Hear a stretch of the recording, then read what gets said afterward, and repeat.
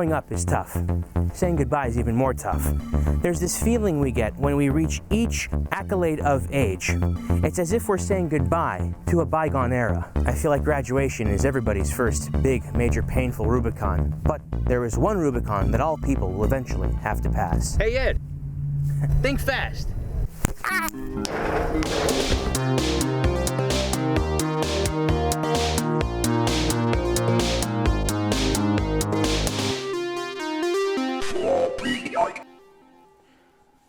Before getting started, I want to give a huge shout out to Vickaboop for this really cool crochet of this channel's mascot. I mean, it's such a cool piece of art. I've got a really handy audience here.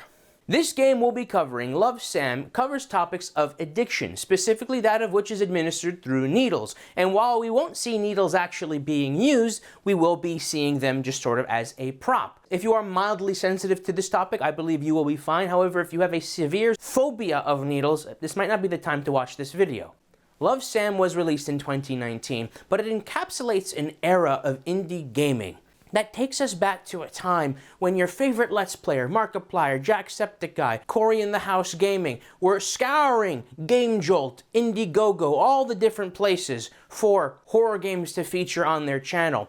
And while most games would be okay, you would occasionally come across a gem. And I believe Love Sam is one of those gems that sadly came to market a bit late in the game. I particularly like this game for my channel because it reminds me a lot of when I covered Jennifer's Body. It has that same sort of vibe, and it was great to go back and unlock those synapses when I was covering that movie. Now, Love Sam is a straightforward story with some minor puzzle elements, but it plays more like an interactive novel, not so much cutscenes and gameplay. So because of this video is going to feature a lot of me reading. Now, in preparation for Signalis, I plan on covering The King in Yellow, which is a novel, so I think this video would be a good trial run to experiment with more text-heavy media and how that would translate into my style of video making and explanation. So I want to preemptively thank you for all of your patience. This game is only $5 on the Steam store, and I highly recommend you play it first. It's a great, novel, yet still nostalgic indie horror experience. While my video will embrace the twists and the turns and the horror aspects of this game, it's a lot better for you to play it yourself.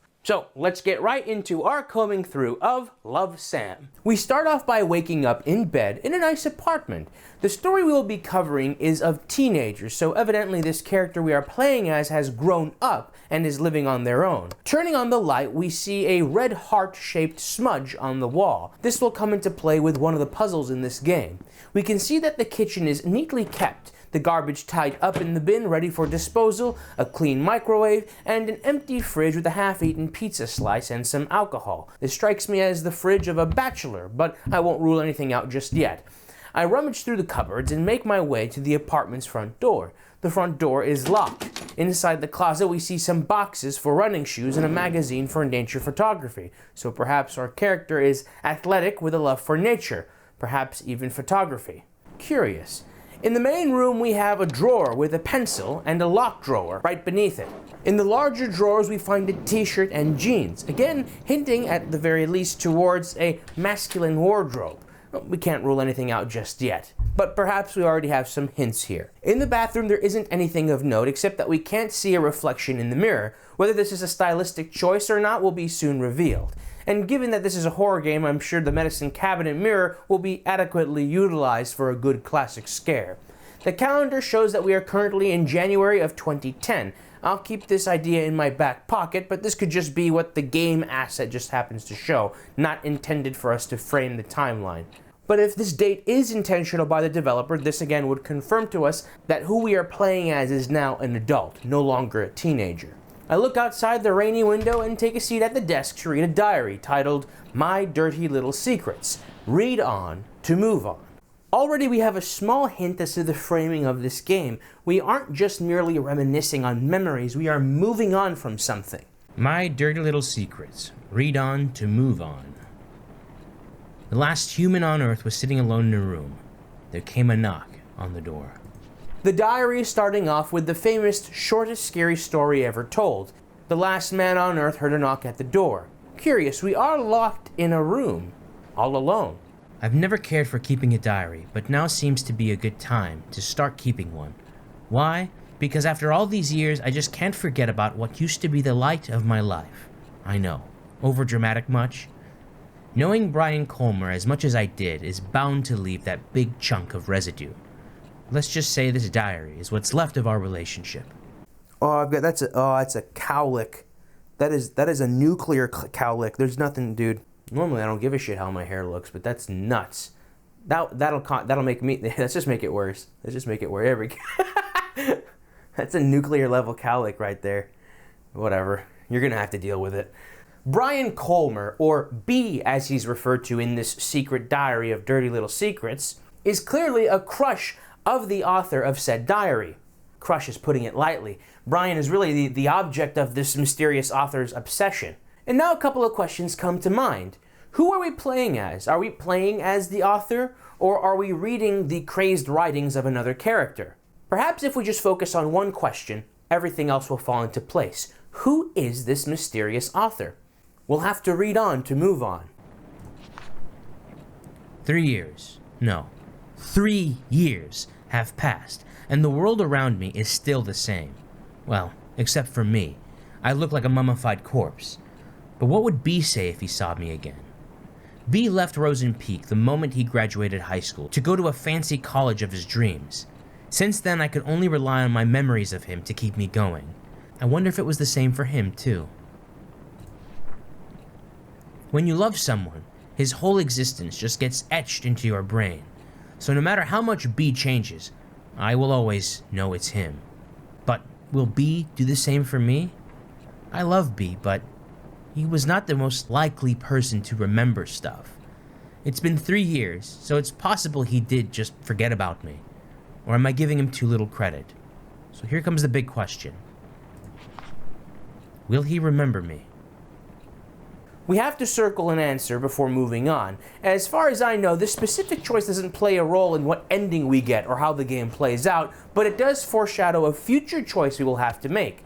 We grab the pencil from the already unlocked drawer and circle in no. My suspicion that this choice doesn't matter is confirmed in the very next page. No. Who am I kidding? Like any of it matters now. Brian is a great guy and all, but after all this time, I can't be sure of anything. I just hope our time together was meaningful enough for him.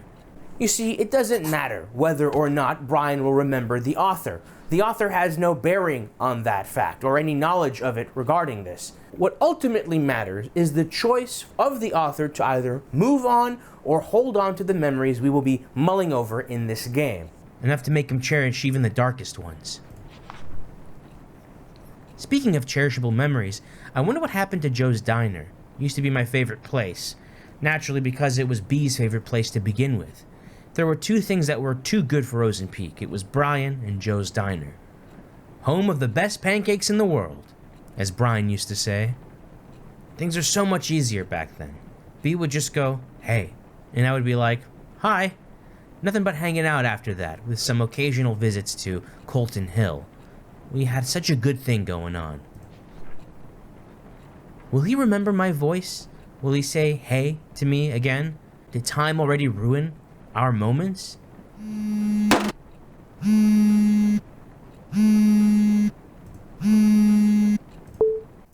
Ooh yeah, that's creepy.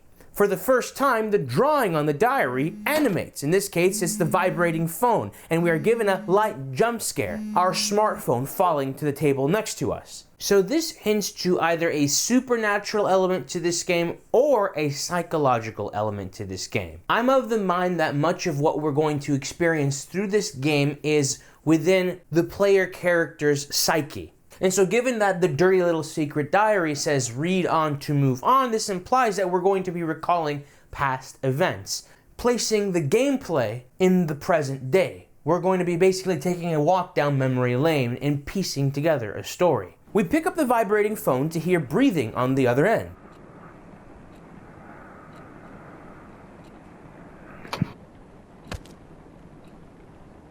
I just wanted to say hello every time I called him. But what I want to do and can do are two different things. Just enjoying B's presence on the other side of the phone was satisfying too in a way though. He was so eager to know who was calling him in the middle of the night. So the author's fixation on B has led to mysterious phone calls. What we heard, that breathing on the phone, was likely what B heard when the author would call him. Creepy. Speaking of which, let's read on. I wish I could sneak into people's minds, look beyond their eyes, just by staring. If I had that power, I would never stop looking through B's window. Oh, jeez. That image of the shadow at the window. I take a gander at the window, relieved to not see any shadow standing there. So let's sit back down and read on to move on. Ah, fuck! That's very creepy. But luckily there is still no shadow at the window. We slide down the windowsill in hopes that this will be the last scare that the window gives us. We sit back down and find an excerpt from a separate diary laying atop the Dirty Little Secrets diary. August 21st, 2006. That as a debut outfit? I admire your confidence, Sam. And with that, my whole high school years were probably over. First day of new school and the new girl in town got classified as undesirable by what seems to be the queen of Wayride Academy. I spent the last night telling myself, confidence, Sam, confidence, but looks like I should have spent that time picking better clothes. I try not to care too much about blending in, but these kids already look at me like I'm a candy handed out by strangers. The package seems fine, but you know there's something fishy in there. Judging from their whispers, I could figure out that they didn't know Wayride even accepted transfers. It's been less than 24 hours since I moved to Rosen Peak, and I already enjoy sitting alone in my dorm room more than attempting to socialize with people who call me a city girl. Well, screw you too, hillbillies. Besides, I decided not to force myself into making friends after how my old friends decided to turn on me. I just hope these guys leave me alone at least. Keeping a diary sure can keep things together in all the chaos. I haven't kept a diary since kindergarten, but this seems like a good time to restart. Kudos to Mom for giving me the advice. Oh shoot, almost forgot to call her. Write you later, diary. My only true friend. Love, Sam. Okay, so the author of these loose diary excerpts are Sam, the namesake of this game. The loose excerpts read a lot different from the secret diary that we read on our desk. Curious. This loose page is dated back to August 21st, 2006, when Sam first arrived to Rosen Peak. She's already experiencing some friction and alienation from her boarding school classmates. Perhaps the Dirty Little Secrets diary we're reading on our desk was written after these loose page excerpts were written. So what happened to cause Sam to be so obsessed with B or Brian? We'll have to wait and see. In the meantime, I will organize information that we extract from the secret diary and the loose excerpts separately and organize them to help uncover this mystery. We place the loose page onto our corkboard and continue to read the secret diary. Underneath the excerpt is a squished heart with blood staining the page. Will B remember the moment he came into my life? For me, it's as clear as the moment he left. So clear that the downfall of our relationship still cuts at my heart. Yeah, life in Rosen Peak was a jar filled with bittersweet candies. Not exactly tasteful, but I learned to enjoy it. Nevertheless, it's where my heart lies. The text on the right page blinks, with the only word not blinking being lies, a double meaning, perhaps to hint at untruths in the author's story. Wrote a poem in B's memory. He used to struggle with Miss Lasley's poetry practice, even if he didn't have to try that hard. Miss Lasley always told us, poetry is not about using fancy words. Let your feelings do all the work. Well, this is how I feel. I stand at his doorstep, heart filled with desire. He rushes down the stairs, heart red like fire. But before his spirit can soar, first he must answer the door. Oh! Apologies for the light jump scare being dulled by my Discord notification. I think it might happen once more in this game footage, but I remedy it from then on. We can't turn any more pages. We have to see what's at the door. I get up from the desk and look through the peephole of the front door. This segment reminds me of Silent Hill: The Room. I was half expecting to see Walter Sullivan through the peephole. Maybe we'll see a floating head fly by our window. The hallway is very creepy, but I can't help but feel that this shape to the left is a bathroom stall. If so, it foreshadows a future segment. We slowly disengage from the peephole. Oh God, I hope there's nothing standing behind us. Whew. Okay, good. Nothing seems to be amiss. Oh, except this new excerpt lying on our desk. August 22nd, 2006. Stacy is a classic. FYI, she's the one who talked crap about my favorite vintage shirt. It's like she jumped straight out of a cheesy teen drama. Blonde, hot, always talking, and a cheerleader. She even has a beefy jock for a boyfriend. I didn't want to start talking shit about somebody already, but how could I resist? Every time I get in Stacy's view, it triggered an obvious backbite. I'm seriously starting to think she's under a curse that kills her if she stopped talking about somebody else. I'm Stacy. I'm pretty. Sadly, coping with her bitchiness wasn't the hardest part of the day. Mom called again, and as far as she knows, it's just rainbows and butterflies here in Rosen Peak. I can still remember the complicated face she made when I told her that my application was accepted by Wayride. None of us were expecting them to approve a transfer request of an 11th grader. Even if she told me she understands my need to move out of the city, I really feel guilty for leaving her alone, even if it's Dad's fault our family is torn apart like this. You already used up your last runaway chance, Sam. Get your shit together. Not for you, for Mom. Okay, not much really takes place on August 22nd, 2006, except a little bit more friction, and we first learn the popular girl's name, Stacy. However, Sam does briefly mention her father screwing things up in her previous living situation. We will come to learn that's in San Diego. This is the catalyst that motivates Sam to move from San Diego to Rosen Peak. What the sins of the father consist of will be revealed soon enough. Let's take inventory real quick. So far we've been introduced to 3 characters. We've got Sam, the new girl, Stacy, the popular girl, and Brian, the jock, who is the object of the secret diary author's obsession. So far, Sam hasn't met Brian in her loose diary excerpts. So what must have happened to have gotten her to be so obsessed in the secret diary? Something doesn't add up here. Let's press on. We look back down at the diary to see this creepy drawing of our door left ajar. Hey. I turn to look around and luckily the door is nicely secure. Locked. We continue reading. Other Wayride kids were so predictable. Their doors were already open even before I put my hand on the knob. But B's door was closed shut and so beautifully painted. Everyone liked him, but couldn't get him to open up. I knew there was something more behind that pretty paint. Something behind his bright smile. I see. So the author isn't describing Brian's literal dorm room door, but a symbolic door, his face, or Jungian persona. It seems the author believes that only they truly appreciate the depths beneath Brian's mask, unlike others. This is quite unhealthy. We seldom think about how when we put people on pedestals, it's usually, most of the time, against the person's knowledge or even consent. And so we see the birth of a sort of parasocial dynamic between the secret diary author and Brian. But on the other hand, being able to hang out with him was a good enough blessing for me. Enough to make me want to never leave his side.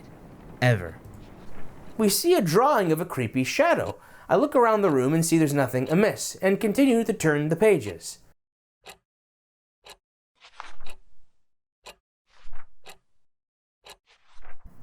Hey. That seemed to be a man's arm, likely Brian's, reaching over to turn off the desk light. Turning on the light, we see another loose page. I get up to see if we can turn the lights back on, but alas, the power is shut off, with the exception of the motion-activated foyer light. We must trek on in darkness for now. I get back to the desk and read Sam's loose excerpt. August 26th, 2006. My first Rosen Peak weekend. As the name itself gives away, the small town fits perfectly as a setting for a mystery horror genre. Lush forest, endless hills, and a lake that I'm certain is hiding a couple of dead bodies. I could pay a visit to the lake one day and take some gorgeous shots. As for now, I'm just gonna leave these point of interests on my to-do list, which is already filled with crazy amount of homework. I now know why youngsters of Wayride will try their best to get as far away from school as possible after class, to escape from choking on the pressure that teachers give them. Even on weekdays, pretty girls like Stacy will have their boyfriends give them a ride, and others will make use of the power of public transportation to get to more crowded parts of town. It does feel too quiet with no one left in school, but at least I don't feel as lonely as I was in San Diego. At least I don't have to watch everybody I know turn their faces away like I'm some kind of demon spawn. At least I don't have to be reminded how effed up things can be in a single moment. Moving on won't be so easy, but as long as I can keep myself busy, it won't be that hard. So, I wonder how I should spend this afternoon. Write you later. Love, Sam. The events of August 26 are uneventful, but in this excerpt, Sam recalls her past in San Diego, how her dad screwed things up. She's evidently escaping from a past, seeing Rosen Peak as her last chance for a normal life. Something happened in San Diego that caused people to see her as a devil spawn. Her friends immediately turned on her. The father did something to cause that previous community to alienate Sam and her mother, motivating Sam to move to Rosen Peak and apply for its boarding school. I call it a boarding school. It's basically a high school, but it's like a private school that you have to apply to. Sam mentions an application being accepted as a transfer. Anyways, let's read on to move on. We continue to read The Secret Diary. I'll summarize these next pages. The Secret Diary author recalls how hardworking Brian was, being pushed by others to be the best quarterback for the team. The author is also reminiscing of Brian's physique, recalling how they would marvel at him when practicing and wanting to embrace him. This page is also adorned with hearts contained with the letter S and B. So maybe S for Sam and B for Brian. So this confirms we are reading The Secret Diary of Sam. Now would be the time I reiterate, if this game is truly piquing your interest, you should really play it. Play it yourself, experience it with its twists, turns, and indie Kino glory firsthand. Take a moment and pause to consider this before moving on. Okay, now I'll clarify. This S and B confirms that this obsessive Secret Diary author is Sam. Or does it? We'll have to read on some more. I'll maintain some level of coyness, but something isn't adding up here. All sorts of feelings and thoughts were pumped restlessly into my brain with every heartbeat. It gave me a bad headache, a good kind of bad headache. I wanted it to stop. I wanted it to never stop. But as soon as B gave me that hey, all those headaches were washed away. It used to be the best prescription I could ask for. We see a box with a closed eye within it and the word hi. We turn the page and see a post-it note with Brian's response, hey. Take away the pain and let only the good things stay. We turn back the page and see a bunch more highs, obsessively etched, and the closed eye within the box has creepily opened. We cover it with the hey post-it note. The best prescription I could ask for. There's this theme of attention, a gaze of Brian to the Secret Diary author being seen as a drug. The Secret Diary author has this addiction, and so those withdrawals are quenched, all when Brian says, hey.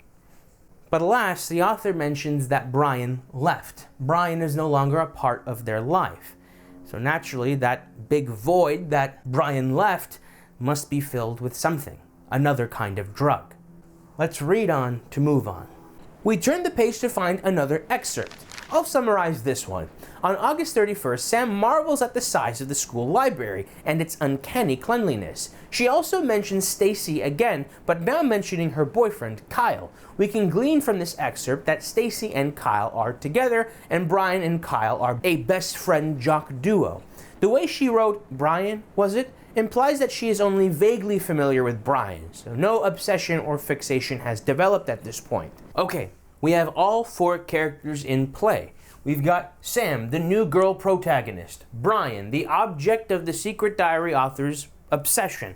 We've got Stacy, the popular girl antagonist, and Kyle, a sort of background character, the boyfriend jock of Stacy. With all four characters now on the playing field, let's press on, reading on to move on. We continue to read The Secret Diary. Open those eyes, no need for words, the sweetest love songs those eyes utter. So turn around and sing for me. We can't turn any more pages, and we hear the light switch behind us. The text says, turn around and sing for me. So we have to turn around.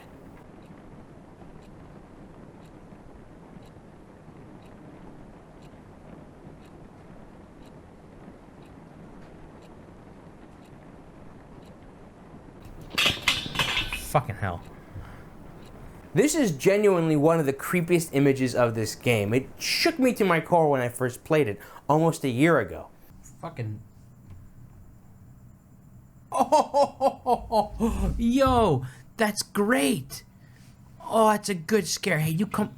Oh, fucking... Oh, that's good. That's really good. Oh, there's all a bunch of...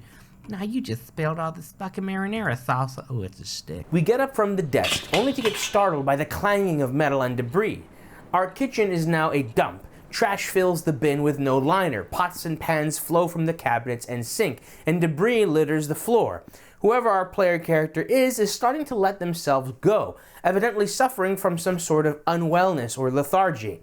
We see a stick inside the bloodstained cupboard. What this stick was used for, and what will be used for, is unknown for now. We still can't turn on the main room light, so we put the stick on the desk and read on to move on. I miss him. Even when I'm with him, I see him. Even when he's not looking. We find another excerpt. September 4th, 2006. Visited the library again. A bit more people than before, and among them was Brian. It's not worth a bother, but seeing a major skank's boyfriend's bud wandering around in a library is uncanny by anyone's standards. He must have been there to pick the book for Miss Lasley's assignment. I almost got too close to him trying to see what he was going to pick. I really hope he didn't notice that. I'd rather be known as a regular geek than a creepy one. I do want to point out that Sam has an over-awareness for Brian's boundaries. Worried that just having a vague interest in his book selection would be creepy. This is a stark contrast compared to the visceral obsession that we see displayed in The Secret Diary of Dirty Little Secrets. The loose excerpts show an author that is afraid of being seen, while the Secret Diary author displays a wanting to be seen. The author of the loose excerpts wants to kind of keep things at a safe arm's length distance, whereas the author of the Secret Diary is possessive, wanting Brian all to themselves. There is a dissonance here. Did the author, Sam, of the loose pages transform into the author of the Secret Diary after some sort of cataclysmic drama? Or are we dealing with two different authors here? Let's press on. Woe is me. Hate to admit it, but seeing Brian at the library was today's only diary-worthy event. Probably it's because the only human interaction that didn't give me the sensation of somebody talking behind my back. At least today's entry is a tad more meaningful than what I wrote yesterday. I need to revise my book options for now. Write you later. Love, Sam. A jock in a library. Now I've seen everything. Hey, that's not nice, Sam. You know, there's a lot of strategy that goes into football. Let's not sell the star quarterback short. And while August 31st is when Sam became more aware of Brian, she first really noticed him on September 4th. She and Brian were in the library looking for their next book to do the assigned book report on. We continue to read The Secret Diary. I miss him. Even when I'm with him. I see him. Even when he's not looking. And one day he will start looking for me too. Only to realize I was with him the entire... The lights flicker back on. Well, at least we know it's not a ballast issue. I continue to read. And one day he will start looking for me too. Only to realize I was with him the entire time. Like a boogeyman hiding under a sleeping child's bed. Crap. We can't turn any more pages, and clearly the diary is hinting at something under our bed. Oh boy. We turn around to see a note stuck to our wall with some red drawing underneath it. I get up to get a closer look and... ooh, creepy. It seems to be someone hanging upside down, perhaps in free fall. Their hair is a bit long, so a long-haired individual free falling. Or maybe this was foreshadowing a specific scare. Not sure. We try to grab the note and... son of a bitch.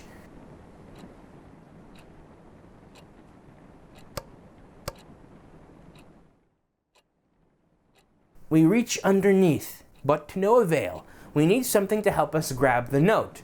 Maybe that stick will help us. So I grab the stick and use it to grab the note.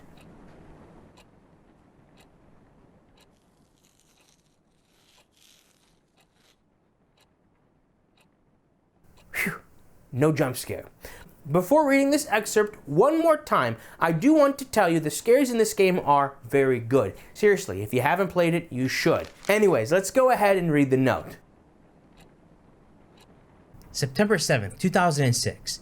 It was Mr. Kane's 9th psychology class, and he still managed to come up with another lame activity. This time, he gave each of us a mask and made us express our personalities by drawing on it. Again, this was psychology class. The last thing I want to do right now is open up to others. So for the next 30 cringy minutes, I managed to create one of the most basic personality masks one can imagine. If my mask were a cover letter, it would start with, I am a people person. I see. So there's this concept being front-loaded here, the persona, the mask that we show the outer world. Clearly, Brian showed his mask, or perhaps let his mask slip, showing that he was interested in Sam. And Sam responded with a flustered way, flustered but resistance. Again, we have another stark contrast, the Sam in the loose excerpts versus the Sam in the secret diary. Nonetheless, keep this concept of the persona or mask that we show the outer world in mind. I have a couple of things I'd like to say, but it's too early to say them. But it's not the dumb exercise that's bugging me right now. When the masks were being passed around, Brian, yep, him again, kind of smiled at me. It's 11 p.m. now. Why am I writing about this? It's most likely an accidental glance, but I still don't know why the very image hovered in my head for the rest of the class. Okay, the rest of the day. Stupid brain probably wanted an excuse for screwing up today's math test. Get out of my brain! Gotcha. So September 4th, Sam notices Brian, and on September 7th, in psych class, Brian notices Sam. Note that there is a rough silhouette drawing of Brian's head in the words, "Get out of my head." Again, I want to refocus. The author of these loose pages is averse to these feelings, while the author of the secret diary has fully submerged themselves into these feelings for B. Very effective. This is such a creative scare. Here's a clip of me when I first played this back in 2023. Bro, I'm gonna put the note down, and there's gonna be something underneath the fucking bed. Just watch. All right, just watch. Oh my. I know. I'm impressed that I even saw that scare coming, but I'm even more impressed that I got scared despite being prepared for it. I get back to the desk and continue the reading on to get a moving on. What will B remember me as? A friend? A weirdo? A liar? After all, he didn't really know me, like really know me. No one did. I had to put on so many masks just to survive high school. The me that B knew was just layers and layers of fabricated images. I could never take them off. I could never let anyone see how vulnerable I was. I would have been eaten alive. Worse, B would have left me completely. Even when the fragile layers wore off, I couldn't take them off. So that's all I did. Cover up the holes before anyone could peek through. Okay, so both the loose pages and secret diary are going through these themes of masks, layers of persona. Let's go ahead and read on. Cover them up. Don't let them see my face. Find the lies. Before getting into this next time-sensitive puzzle, I want to point out that the Sam of the secret diary has an elaborate fortification of masks. This is unlike the simple mask that the loose diary page Sam has. And note that the author of the secret diary mentions that if their mask were to slip, there would be dire consequences, perhaps even being ostracized by Brian. Keep this in mind. This is a big hint as to understanding this grand dichotomy between these two masks, these two mediums of storytelling, the loose diary pages and the secret diary. Now, onto the puzzle. We need to find the lies. Find the pieces of the author's persona, their mask. If we fail this puzzle, we get hit with a very in-your-face jump scare. I'll go ahead and play it out once with dulled audio and my first reaction. Oh, shit. What was I supposed to do? Oh my gosh. And here it is with the audio. Is this Brian giving us the jump scare? Or maybe Kyle? This figure jump scaring us has long hair. So who is this? We'll get a good look at Brian later in this game, so I'll have a better idea then. Now let's actually solve this puzzle. We find cool in the closet. Curious. No pun intended. We find royal in the cupboard and passionate in the bathroom. We place these qualities onto the page and assemble the author's persona. I want to note something here. In the top left part of the persona's head, we see a football. And the first lie that we pick up on is found in the closet. Granted, on your first playthrough, you're likely going to be too distracted with the impending scares to pick up on these details, but these are key. Judging from what we read in Sam's loose pages of her diary, I don't think that she would consider herself cool or royal, even as a part of her mask. And certainly football isn't a part of her persona, her mask. Something doesn't add up. This would be the earliest hint that Sam may not be the author of the secret diary of Dirty Little Secrets, but I'll end that line of thinking there for now. After solving the puzzle of the persona, the lights flicker and another loose page from Sam's diary materializes onto the desk. September 11th, 2006. I was returning some of the books I checked out when he came out of nowhere. Hey, anything worth reading? I didn't know the voice was aimed at me, but my heart was somehow already skipping a beat. Brian had to tap me on the shoulder to get my complete attention. Sam, right? I saw you going in and out of the library, he said, with a buttery voice. It's not like I've been stalking you or anything. I come here from time to time, too, to get the stupid assignment out of the way so I can focus on my games. He said he couldn't find anything interesting to read, and since all he could think of were comics, he could use some guidance. My mind was still jumbled up from the ambush. All I remember is saying, how about Misery? Stephen King's works are good enough to get you started, because boys like any story with blood and breaking bones, right? Oh, God. I don't recall how the rest of the conversation went, but I'm certain he said, see you later. At some point I said, yeah, see ya. Misery. Real nice, Sam. If Brian didn't know you were a weirdo, he does now. So going from September 7th, when Brian shows interest in Sam, he makes the first move on September 11th in the library where Sam and Brian talk for the very first time. However, I want to note the book that Sam recommends to Brian, Misery by Stephen King. Full disclosure, I've never read the novel, but you might be familiar with the movie starring Kathy Bates and James Caan. Still though, I'm privy to Stephen King's intentions with the story's narrative. To keep it short, it's a story about an author being held captive by an obsessive fan of his works. During the captivity, the fan prods him for info on his newest book, gets violently angry about the ending of her favorite book by him, and tortures the author for not living up to the pedestal she put him on. The theme we are operating with here is the parasocial aspect to this. Now, these days, parasocial is used to describe when anybody with any sort of following does literally any kind of socialization. But it used to describe the phenomenon of developing a disposition with somebody without them knowing. In other words, parasocialization is when you socialize with somebody without them knowing that you're socializing with them. And that might sound confusing. How do you socialize with somebody without them knowing that you're socializing with them?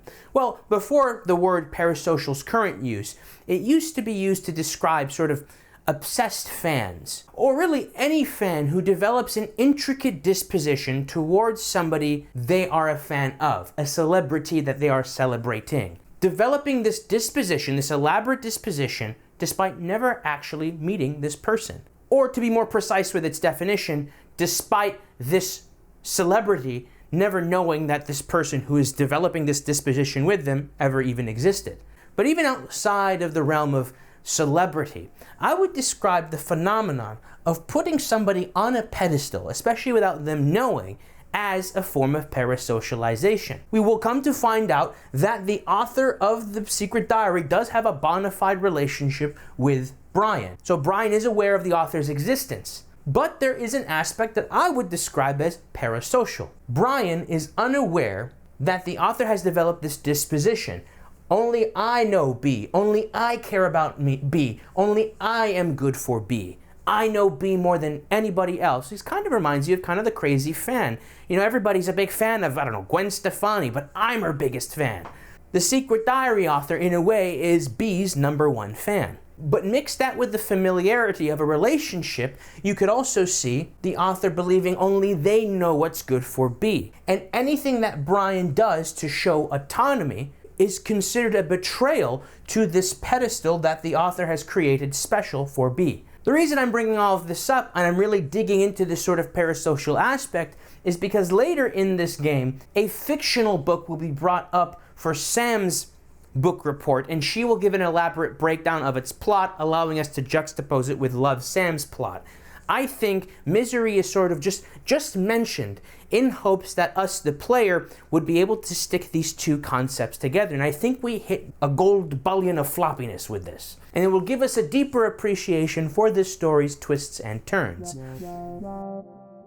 Hey, Mitt. What's wrong, Ed? You sounded weird when you called me. I need you to tell Coach Russell. I quit the team. You quit the team? I quit the team. How could you quit the team? The big game's coming up. I couldn't get into Golden Gate. But how do you think this will look on your record, you quitting the team? Weren't you trying to get a letter of rec from Coach Russell? There is no scholarships for where I'm going, so I quit the team. But the team needs you, man. We need you. There's no point. The rest of the team is going to San Fran without me. You're gonna have to get used to not playing with me. Get used to not seeing me. The frick, man. Heck. Dang it. I can't believe you quit the team, man. I've already made my decision. Just get used to it, man. I'm over it. And don't forget to tell Coach Russell, I quit the team. Find the lies. We continue reading The Secret Diary. What I did for B. All of them because I loved him. Why couldn't he just understand? Others were nothing but poison. I was the only one who truly cared. But B didn't even appreciate the things I've done for him. I never wanted a drama. I wanted a poem-like life. A tender, subtle love story written only for his eyes. It's totally fine if no one else gets it, as long as B does.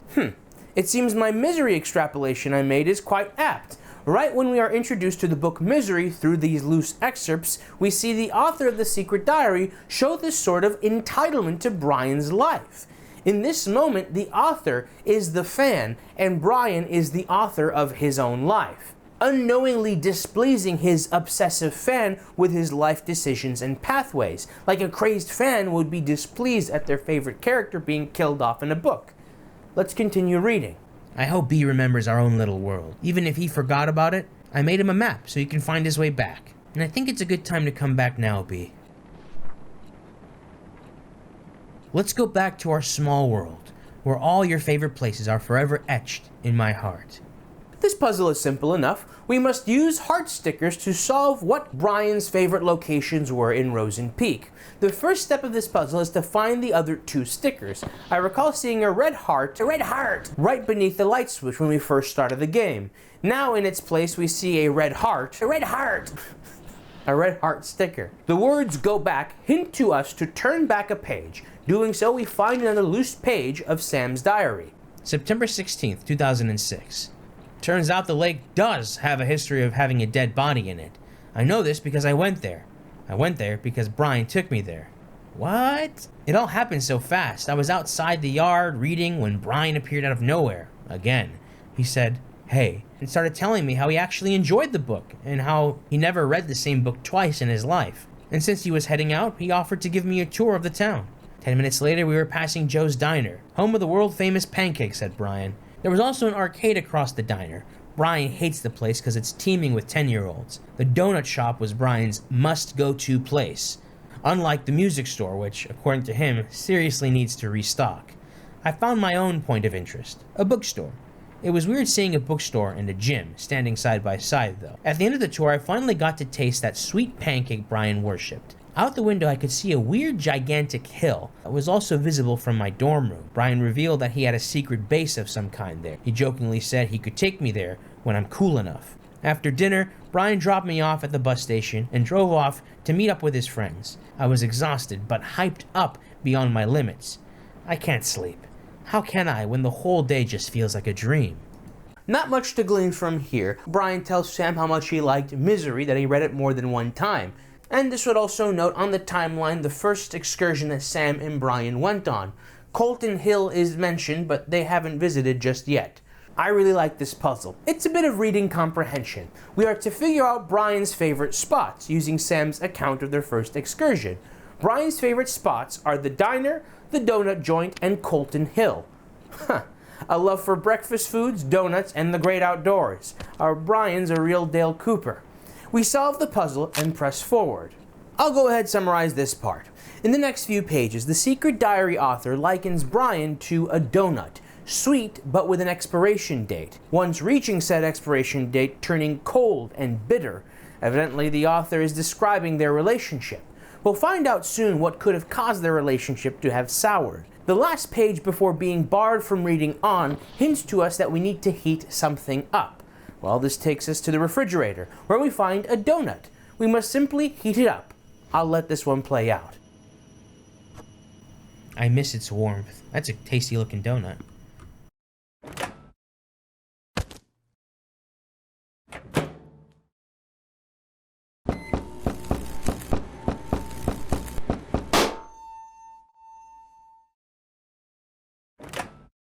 I see. The donut is the cold, bitter heart that our player character is trying to warm back up. But you can't just warm something back from its expiration date. This is an irreversible expiration, so a serious line had to have been crossed to expire this relationship. In the place of the exploded heart, we pick up a key. We take to our desk and keep reading on to get a moving on, but first find another loose page. September 25th, 2006. The golems just obliterated the hammerheads today. I now know why they say Brian and Kyle are more than buds. I would have called them an awesome duo too if only Kyle wasn't an assload of a douche. I mean, the guy has his name tattooed on his arm. Call me old-fashioned, but I think he should go to a hospital and get that ego checked out, because it must be swollen huge. At least he leaves me alone. Well, other than giving me that creepy stare when I pass by. I understand how Stacy can keep hanging out with him, but Brian? They do say we sometimes become friends with those who are at the opposite ends, so maybe it's not such a weird thing. For me, the real win was the photos I took of Brian. Watch out for Sam Holt, the rising teenage stalker. Bringing that Polaroid camera I bought years ago during my camera geek phase seems like a good idea now. I know I promised myself to stay away from people, stay away from the drama. But when I look at Brian, when he talks to me, it feels like maybe, just maybe it's okay to have a little drama for myself. I'm not ready to define what this feeling is, but for now, I'm going to label it as looking for a shoulder to cry on, and just shove it under my bed, just like the pictures I took today. September 25th marks the day of the big football game. The football duo of Brian and Kyle show off their team synergy, and Sam takes photos while they're on the field. Now, taking pictures at a sporting event is perfectly normal, especially in a high school setting. Got a big yearbook to fill up with photos after all. But note how Sam kind of feels self-conscious about it, kind of uncomfortable that she's taking pictures of somebody that perhaps she has some more deeper feelings for. Joking about how that's something that a stalker would do. Again, she is very wary and overestimating of Brian's boundaries. This is unlike the author of The Secret Diary, who feels entitled to Brian's life, entitled to be let in behind that pristine persona that has been crafted, projected by the Secret Diary author. The excerpt mentions photo under a bed, but there's no interaction available with the bed, so we just keep reading our Secret Diary. I hated every moment I was not with B. I was helpless. Every day I wanted to call him, just so that we could chat, but I was afraid what Brian would think of it. It could even hurt his reputation. When I finally worked up the nerve to call, all I could do was listen to him say, "Hello?" That was as far as our late night phone call chit-chat would go. I hung up wondering if he knew who was on the other end of the line. I remember the strong burning sensation that came every time I called him. That red, fiery sensation. Red. So effing red. Red everywhere. A red heart with S and B, flanked with crazed etchings of Sam plus Brian, make up the page barring us from further progress. Okay, so this should confirm that the Secret Diary author is Sam. I mean, S and B, Sam and Brian etched in this book. Unless this red heart is a red herring, it seems that we should be looking for a catalyst event that took place between the innocent budding relationship and then Sam's obsession for Brian. Right? Well, we have another gameplay segment. On the corkboard we can read, "Finish what you started." We are to use the key to unlock the bottom drawer to find a little cutout of a female stick figure and a red marker. We must use the red marker to finish the red SB hearts that have been started on the walls. Ah, okay, I see now. A foreshadowing of sorts. Our player character is reliving the experience of drawing these SB hearts all over the school. Now, who would be the culprit? An obsessed Sam? A conniving Stacy? Maybe Brian somehow fits as the culprit? Not sure. This first jump scare is a bit cheap. I'll go ahead and dull the noise. Oh! And now with the noise. Don't get me wrong, I really like this scare. Cheap isn't always a bad thing in my book. I actually really like the way this jump scare takes place. We carefully trace a heart, Harry Potter and the Sorcerer's Stone style, and then our eyes draw to a drawing of a stick figure falling, when suddenly we see a body fall to the ground next to us. This sequence is in the same spot we saw that hanging upside down head with the long hair where the loose page fell. And following that sequence, we needed to reach for something with a stick. Clever foreshadowing, but let's refocus. Clearly somebody fell to their death here, but who? We followed the SB hearts to the bathroom where we must finish another SB heart.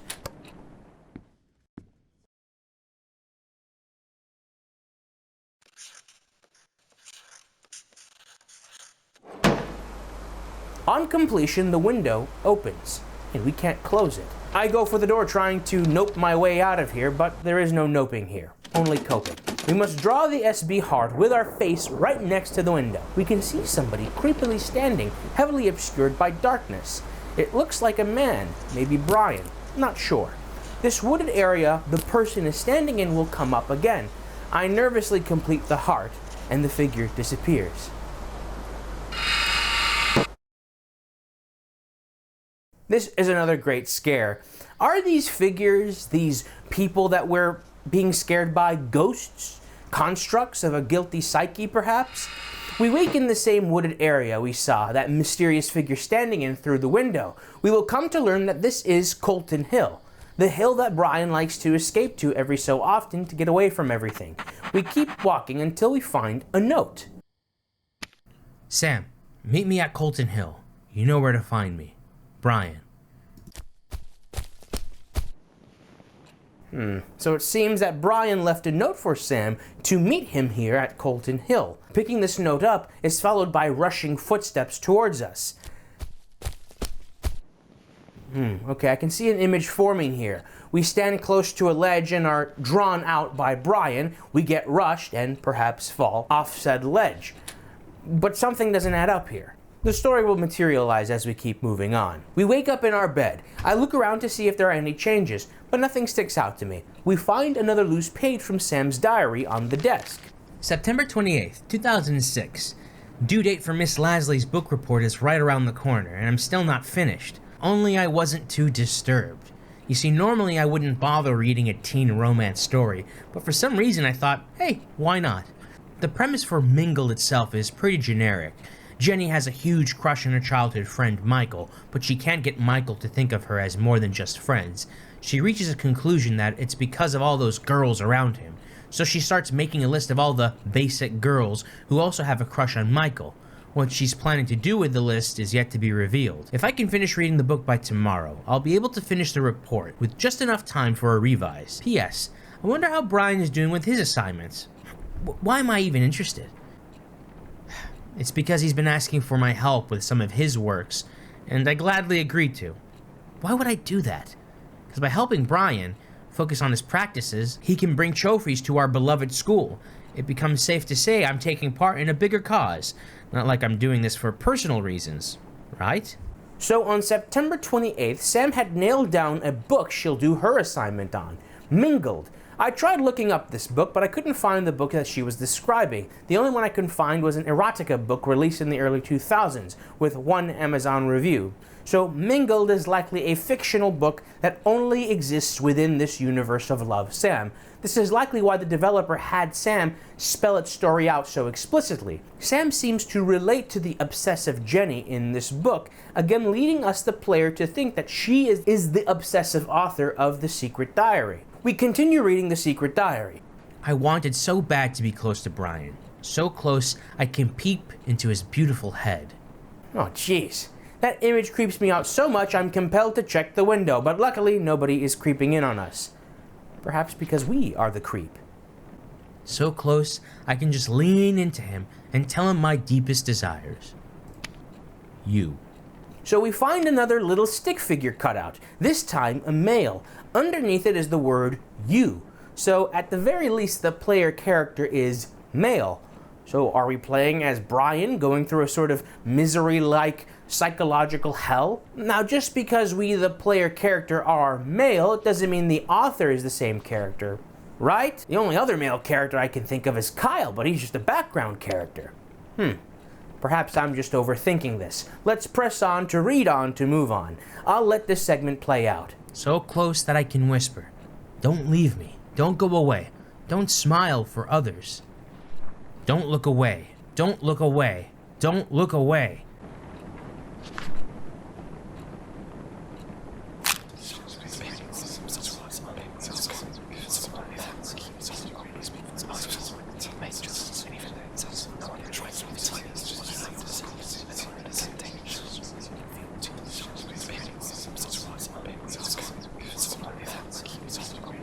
Son of a bitch!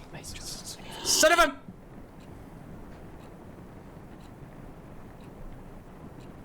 Oh! This is like the 5th time I've played this game and it still gets me. That is the sign of good basmati rice. Alrighty, fucking. That's a really good scare. I really like that one, because after evading a jump scare with a sort of tug of war with a ghostly arm, our sense of security is broken with one of the more effective jump scares of the game. I think it's safe to say that this female apparition is supposed to resemble Sam. While it's hard to make out her hair color, I think it's safe to say she isn't blonde, ruling out Stacy. We still don't know who this long-haired male jump scare apparition is. It's either Kyle or Brian. Come to think of it, S plus B could mean Stacy plus Brian. Ah, so maybe Stacy was with Kyle, but had her eyes for Brian. I think we got it! We solved the mystery before the big reveal. The popular girl, jealous of the new girl, and of course, she feels entitled to the quarterback, and somewhere in this mess, somebody falls to their death. This is very Jennifer's Body-esque, very Carrie. Let's keep playing. Speaking of Stacy, when we wake up, we find another note lying on our desk regarding a victory party that Stacy is holding in honor of the victorious football team. October 6, 2006.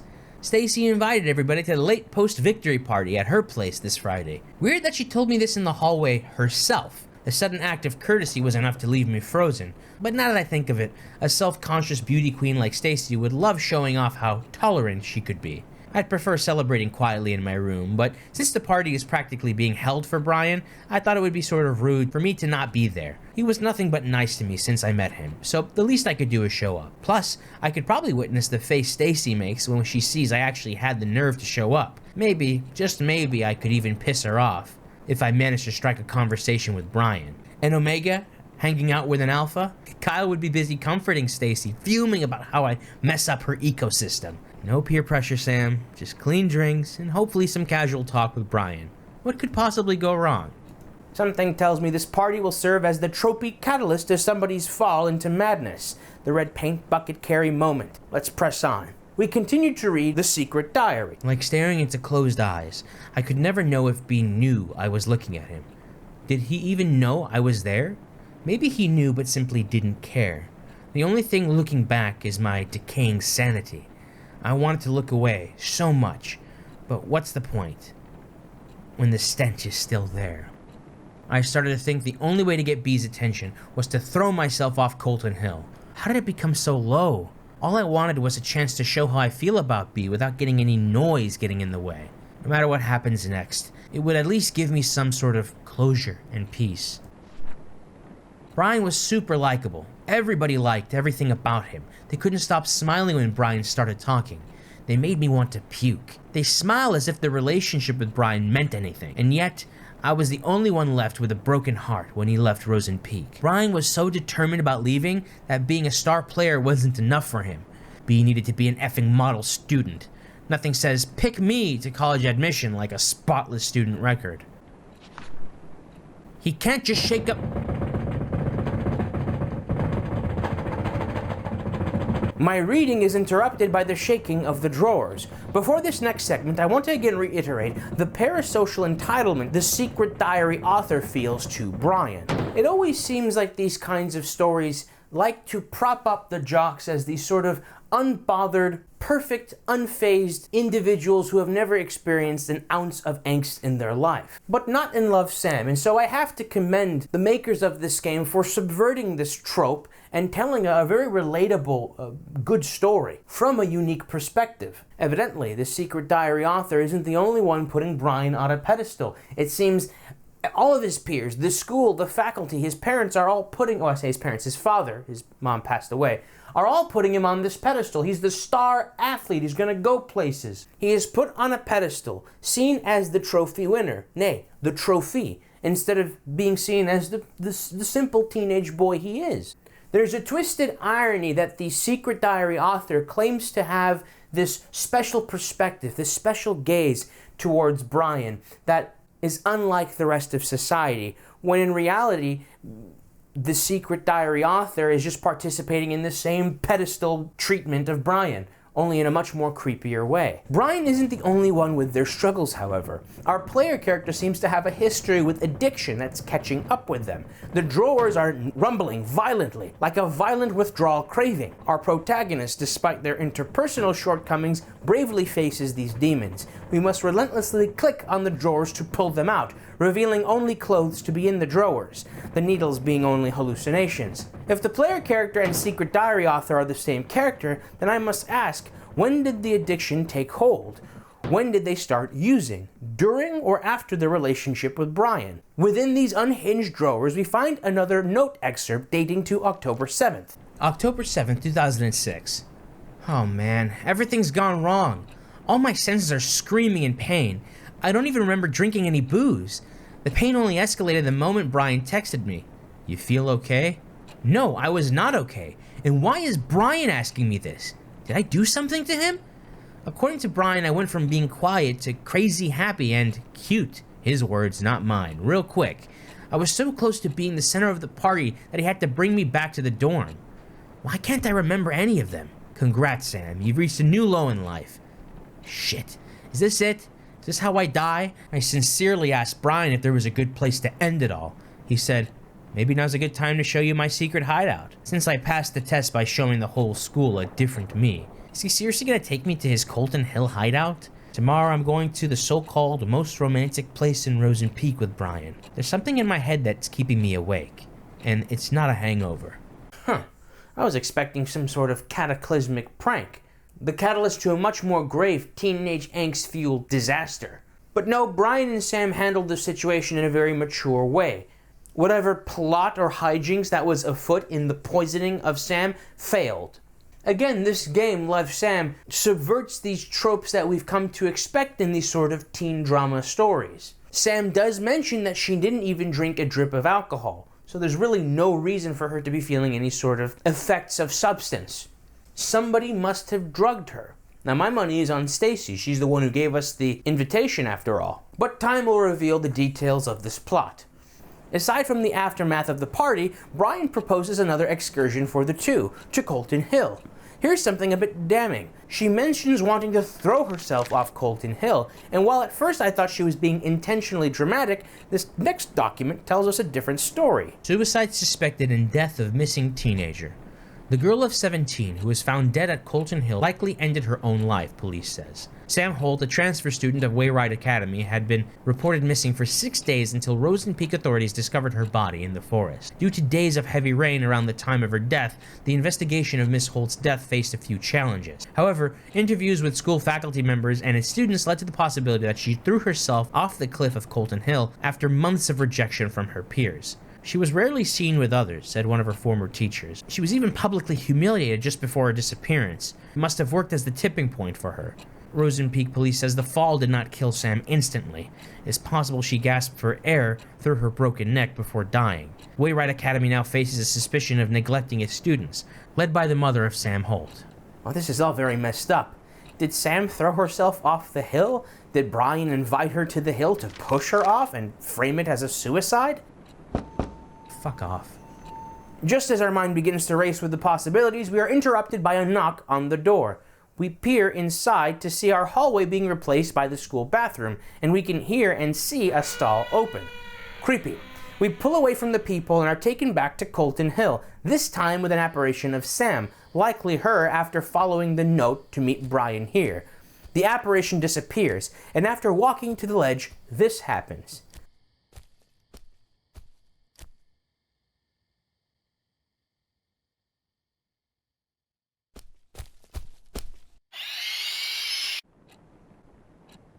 Oh, I see. So there's a bag hanging on a root, and right then the apparition of Sam runs up on us, causing us to fall. Something tells me this is a reversal of events we are witnessing, that whoever we are playing as had something to do with Sam's death. We awaken from that dream sequence into another, our room. It's hard to gauge any changes in our kitchen due to the lights not working. However, the main room seems a bit messier, with clothes strewn about the floor and bed. We get back to our desk to find another excerpt of Sam's diary. October 8th, 2006.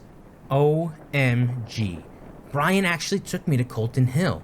The hideout Brian mentioned had a wonderful view of the small town, the whole place under the golden sunset. The best part of this spot was that it's quite hidden and unsafe. You could easily roll down the hill if you were careless or drunk, and no one could find you for days. How awesome is that? Being drunk with that wonderful moment didn't cause any accident though. We sat there for less than an hour, but it felt like an eternity. I can't even remember what we talked about. I do remember saying how beautiful Rosen Peak is, and Brian being all, about it. I guess you can get fed up with views like this too. Today's only regret is that I failed to bring the true essence of the hill's view back with me. There's a reason why I gave up photography as a hobby in the first place. At least the close-up shot of Brian was not half as bad. When I came back down from the hill, it became clear that my life just became a bit more messed up now. I know because I really wanted to talk to Brian again soon. Help me get to sleep quickly today, diary. Love, Sam. I see.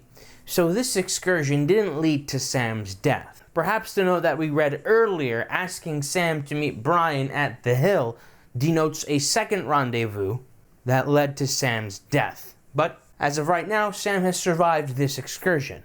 Again, we have another instance of Sam having these suicidal ideations wrapped in a thin veil of angsty deadpan. Let's read more of that secret diary. He can't just shake up my whole world and leave. Brian's secret hideout, a closed Colton Hill hiking route discovered by himself so he can hide from the world around him. Not a flashy place, but it had a great view.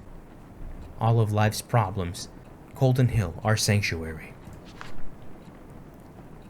I wished it could be our special place. Ours, and only ours. Colton Hill is nothing but a rock pile of blood-soaked memories now. Why did he have to break my effing heart? Was I just one of his many friends? Maybe that's it. Maybe that's why he wanted to leave, even after I told him we won't be together anymore. He thought he was too good for Rosen Peak, and me. To him, I was just a background in his picture. The screen is interrupted with the sound of a Polaroid camera flashing. Oh boy, we got one of these segments, taking me back to Faith Chapter 3. We enter the bathroom to see writing on the wall. You don't deserve a face. This confirms the lack of reflection to be a stylistic choice by the developer, likely to veil the identity of the protagonist, and also confirming that this is likely taking place within the player's psyche, a sort of never-ending nightmare. While I'm not thrilled about their interpersonal shortcomings, whoever this is doesn't deserve this hell. Do they? The writing on the wall takes us to the next segment. While a scare is coming up, it's not in your face, so I'll just let it play out. Oh, fuck me. Oh, dude, let me read this fucking thing. You fucker.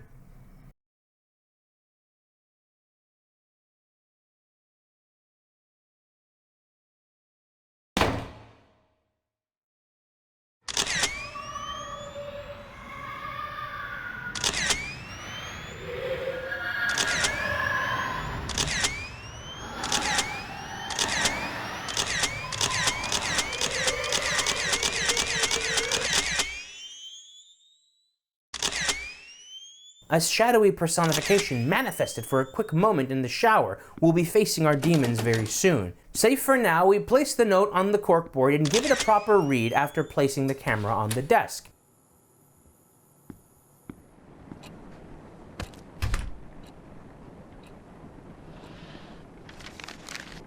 October 10th, 2006. The book report was finished days ago, but I can't stop thinking about Mingled, mostly because my stupid brain thinks I'm sorta like the main character, Jenny. To summarize the rest of the book, Jenny goes on this jealousy-fueled sabotage rampage on every girl who has a crush on Michael. I know it sounds horrible without context, but it's actually kinda cute. She finally stands on top, but Michael finds out what she's done. He breaks Jenny's heart, saying he can't be sure of who she is anymore. Things work out in the end, but that's not why I sympathize with the dorky psycho girl. Brian is just like Michael, popular, has killer biceps, busy hanging out with people. I can't see what he wants because of all the noise around him. I know he wants to go to college, but what about beyond the boring stuff? What kind of person does he like? What does he think about me?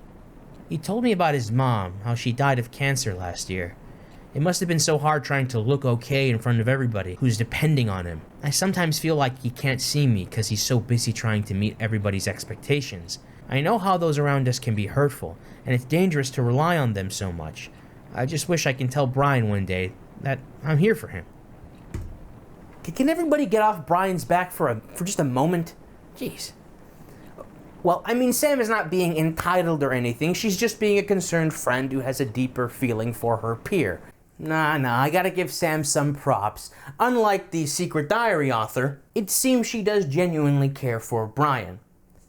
Okay, I can't say that the Secret Diary author doesn't care for Brian. I'm sure at some point the Secret Diary author did have a genuine love and care for Brian. It's just it's developed into something a bit more, maladapted. A fear of change and letting go may have taken the wheel at some point. I don't know, I'm not a psychologist. I can only say it how I see it. No diagnostics here. I practiced my aim with the camera, now realizing photography was one of Sam's hobbies. Regardless, let's read on to move on. Maybe that's it. That's why he wanted to leave even after I told him that we wouldn't be together anymore. He thought he was too good for Rosenpeak, and me. To him, I was just a background in his picture. Brian got what he wanted in the end. He left Rosenpeak as soon as he was given the chance. As for me, I was left to suffocate in the hole of tainted memories until I drown in my own endless nightmare. Don't leave me! Jeez, now I feel like I'm going a bit hard on the secret author. I get it.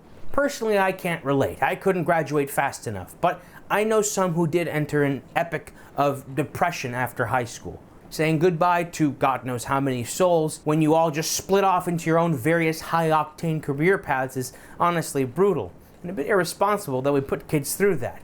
I'm reminded of the pressure that the Soprano kids were put through the entirety of the Soprano series, being defined by their career prospects, their grades. This is important, don't get me wrong, but how can we expect the youth to develop into proper adults when they didn't even have a proper youth? Sorry, soapbox, I'm just spitballing. I'm not wise enough to give any remedies. I'll stop myself there. Let's keep reading. Every day, every night I'm surrounded by whispers. Whispers that lie. Whispers that eat away from my brain piece by piece. No matter how hard I try to. Oh God, I hear them again. Are you in a healthy relationship? Take this quick survey to find out. One must take as much as one gives. Should I answer these healthily or not healthily? Well, I mean, you don't have to do anything. You don't must. Obsession is a stronger form of love. No. No one can have what you can't. No. B never loved you. Because you're a little selfish shit. All your problems are caused by you. It's all your fault.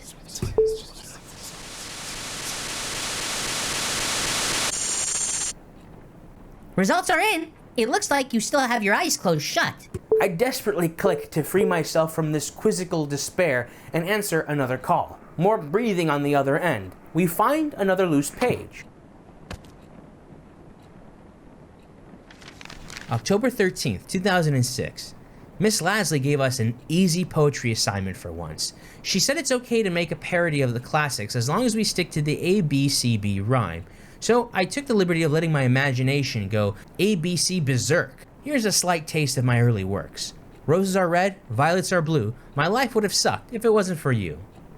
Call me Sam Spear. Wait, no, is it Holt Spear?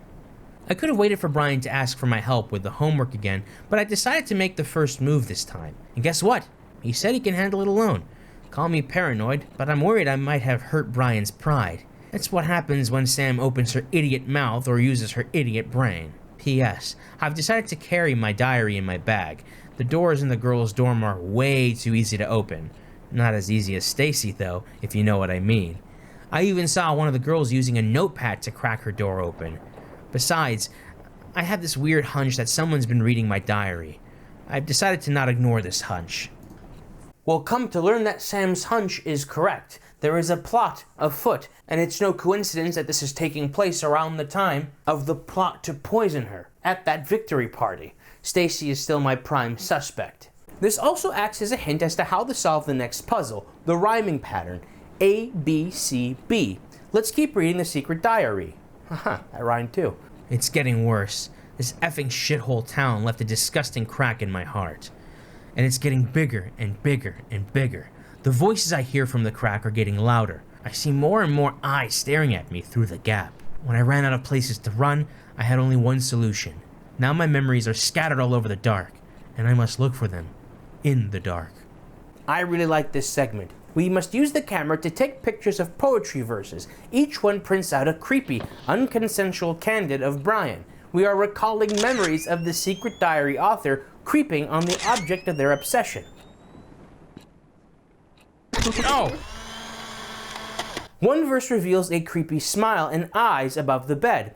The next reveals a metal barrel. This foreshadows the revelation of criminal foul play. In the kitchen we see a splatter of blood, and in the bathroom we see Brian turned away from us in the shower. I see. So Brian has short hair. So perhaps the male that we see haunt us in the failed puzzle jump scares is Kyle. In my opinion, Stacy seems to be a very likely candidate for the secret diary author, and it would make sense that Kyle, the partner she was unfaithful to in her obsession over Brian, would haunt her.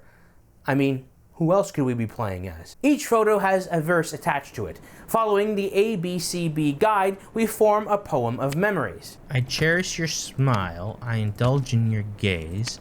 They keep me so warm, like endless sun rays. Another one of Sam's excerpts. Let's read on. October 20th, 2006. With Brian preparing for a rematch with the Hammerheads, I once again gladly gave him a hand with the non-important homework stuff. I must say, the teachers here don't give their poor students a break just because a test is over. It's not like I'm burdened with helping out, but Brian is really trying hard to get good grades. From what I heard, he doesn't have much to worry about going to college, since he's practically a local football legend. Maybe his pushy police chief dad raised him to be an overachiever. It's funny how a model athlete like Brian got friends like Kyle who always find excuses to pull him out of school. It's unfair, really. As long as you are a sports star, you'll end up with douches like him, no matter how nice of a person you are. I don't speak with Kyle much, but I don't need a conversation to know what he's like. First of all, his girlfriend is friggin' Stacy Lanning's. The stare he gives me when I pass by is enough to creep me out for the whole day. It would be lucky if Stacy didn't come along and start yapping about how Brian is out of my league. She has Kyle to play with, so why would she even care? Like, ask your boyfriend out for a drive. Jeez. Have a nice life with him so Brian can stay out of the poison that he doesn't deserve. Hold on. A best friend who scowls at the prospect of a good influence like Sam over Brian, and covertly sabotaging Brian's efforts to being a well-rounded, well-studied student, preventing him from moving from Rosen Peak, going to a good college. Kyle. The secret diary mentions that there would be social catastrophe if the mask were to slip. Part of that mask, the first lie being told, being cool. And where do we find that sticky note? In the closet. All this time has Kyle been secretly ashamed, battling with this romantic orientation he's been hiding from the world around him. And on top of that, it's directed towards a best friend of whom he doesn't want to, sour the relationship with. A lot of people have dealt with that, falling in love with their best friends and stuff. There's another knock at the door. I peer through and see Sam sitting at the desk. Oh no.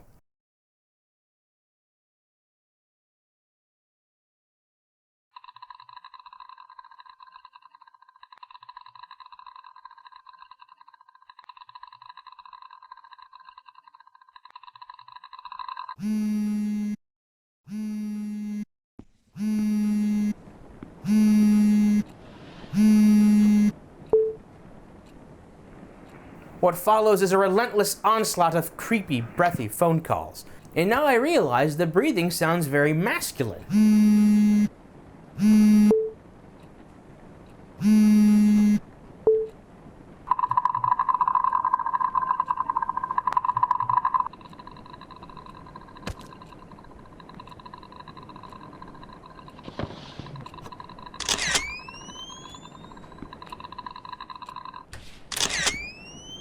Oh, that's good. That's real good. We open the door of our bathroom to be taken to the school bathroom. Evidently, we are being haunted by the foreshadowing smile of the college poster. We read, "Who the F are you smiling at?" on the bathroom wall and tear off the top of the poster.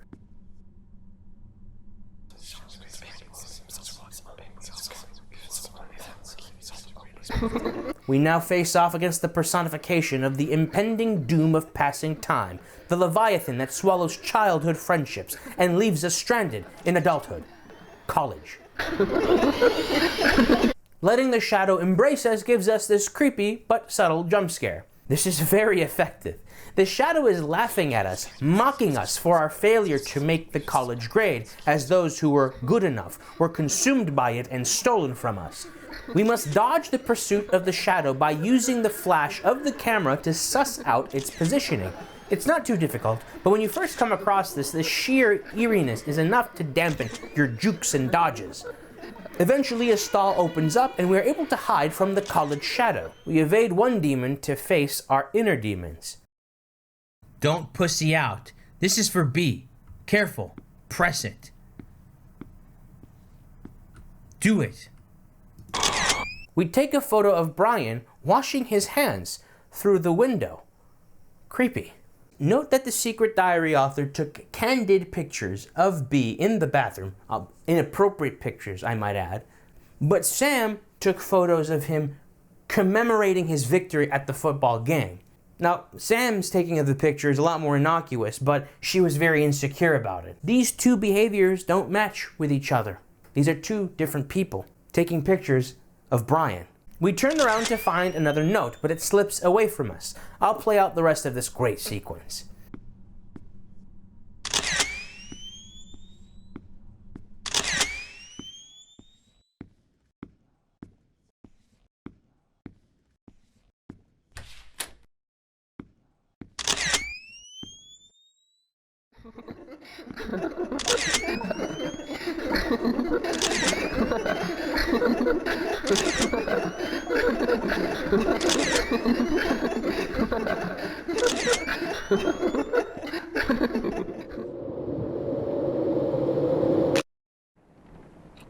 We relive the fall that killed Sam. Whoever this is, we are being haunted in a hell constructed by our guilt and anxieties. We wake in an apartment which is in a state of disrepair, with burn marks adorning the walls, foreshadowing a final decision we have to make at the end of this journey. The player character has been collecting and bagging trash, but without access to the outside of this room, it simply collects in the apartment foyer.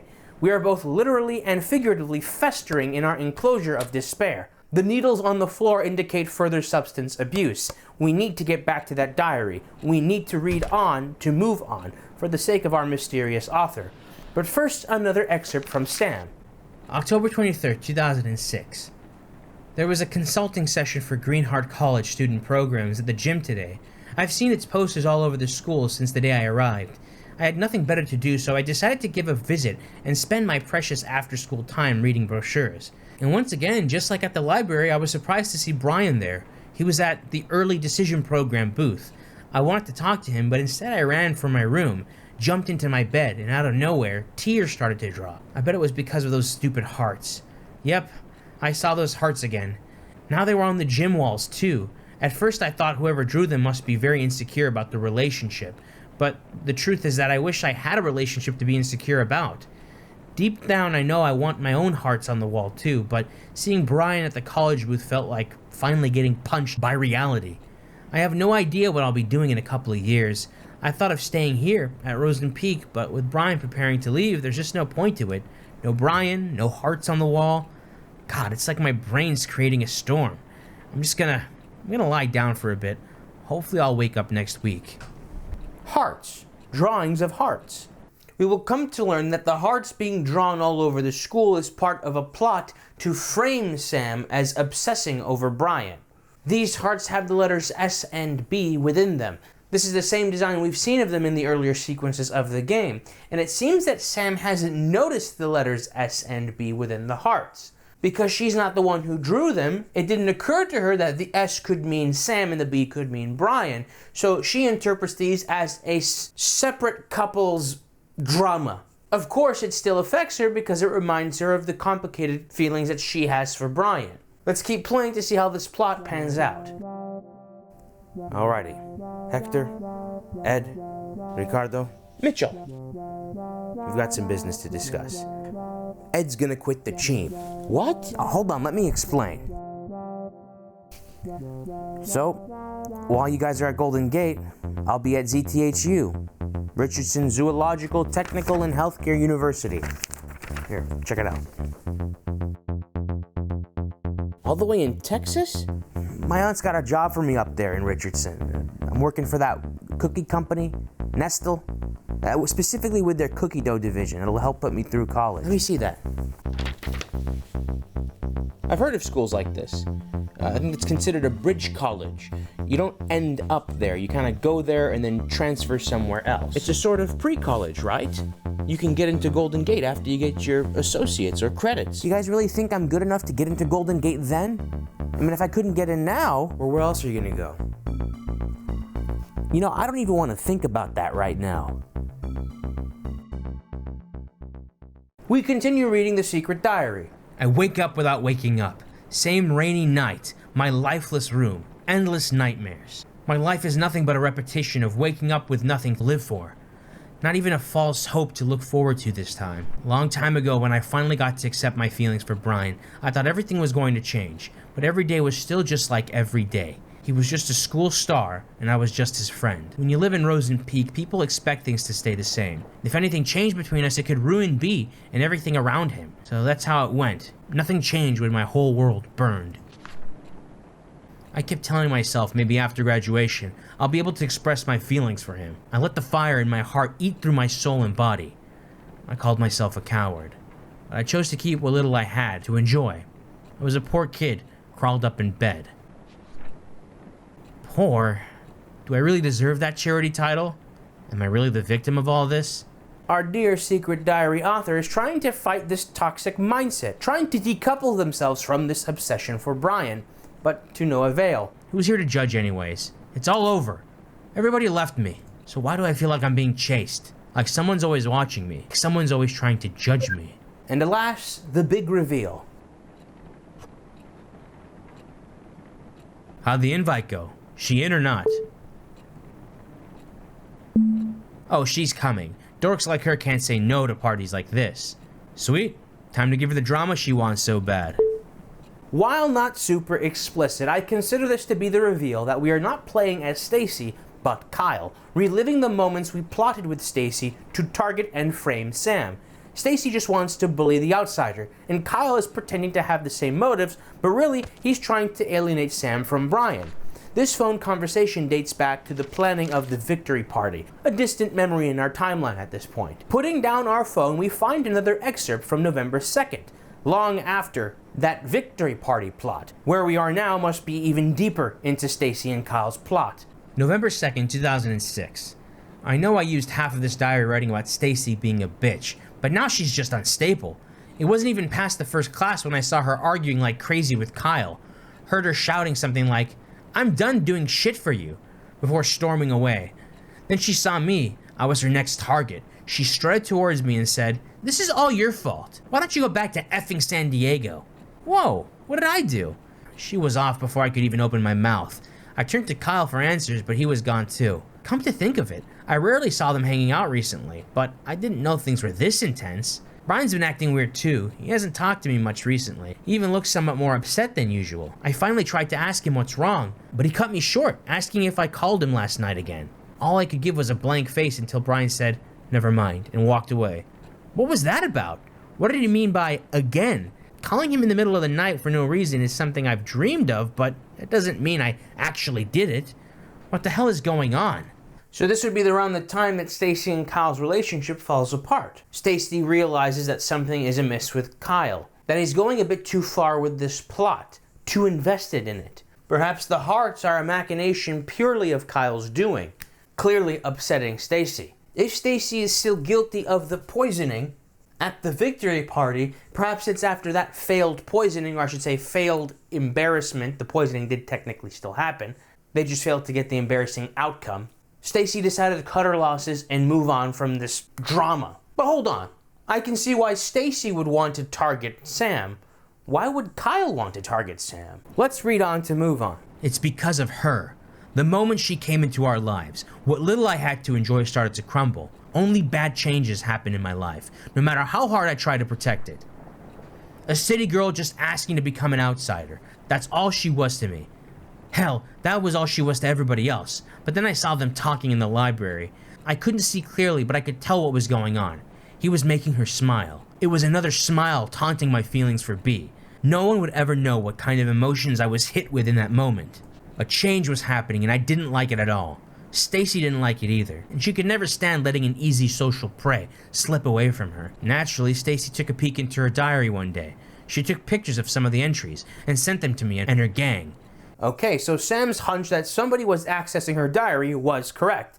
Problem is, Stacy's taken pictures of the diary before Sam had this hunch. Let's keep reading. She wanted everyone to join her twisted and childish game. The diary had no special meaning to me, not until I read about how Brian took that bitch on an effing tour of the town. He had no interest in girls whatsoever, and suddenly now he's hanging out with an outsider? At that moment, I got tired of doing nothing. I knew I had to do something, so I gave Stacy an idea. It was gonna be easy. Spike her drink, get her wasted, and humiliate the shit out of the city girl in front of everybody. Only then she would know her place. Could have been so simple. Only if B didn't get in the way. Bummer. Was hoping to do some nasty stuff to her drunk ass. Still can't believe Brian had to take her away like that. Well, bitches like Sam do tend to make some people sorry for them. She did mention something about her dad in her diary. Bet she has some nasty daddy issues too. I know. How about we show everybody how needy a bitch can be? Sounds fun. But how? Leave it to me. Just keep reading her diary. We are suddenly taken to the school hallways. There's a cheap jump scare. I'll keep it muted and we'll press on. We witness the events of September 11th. Or perhaps one of those various moments where Sam and Brian were hanging out in the library.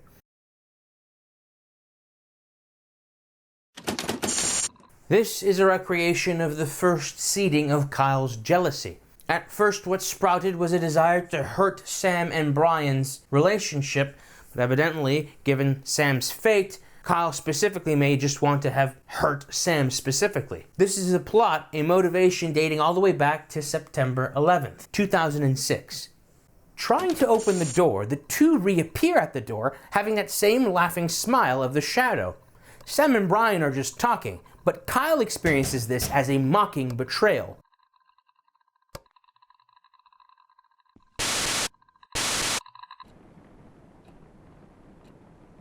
After being rushed by a mocking cutout face, we are back in the room, sulking at our desk.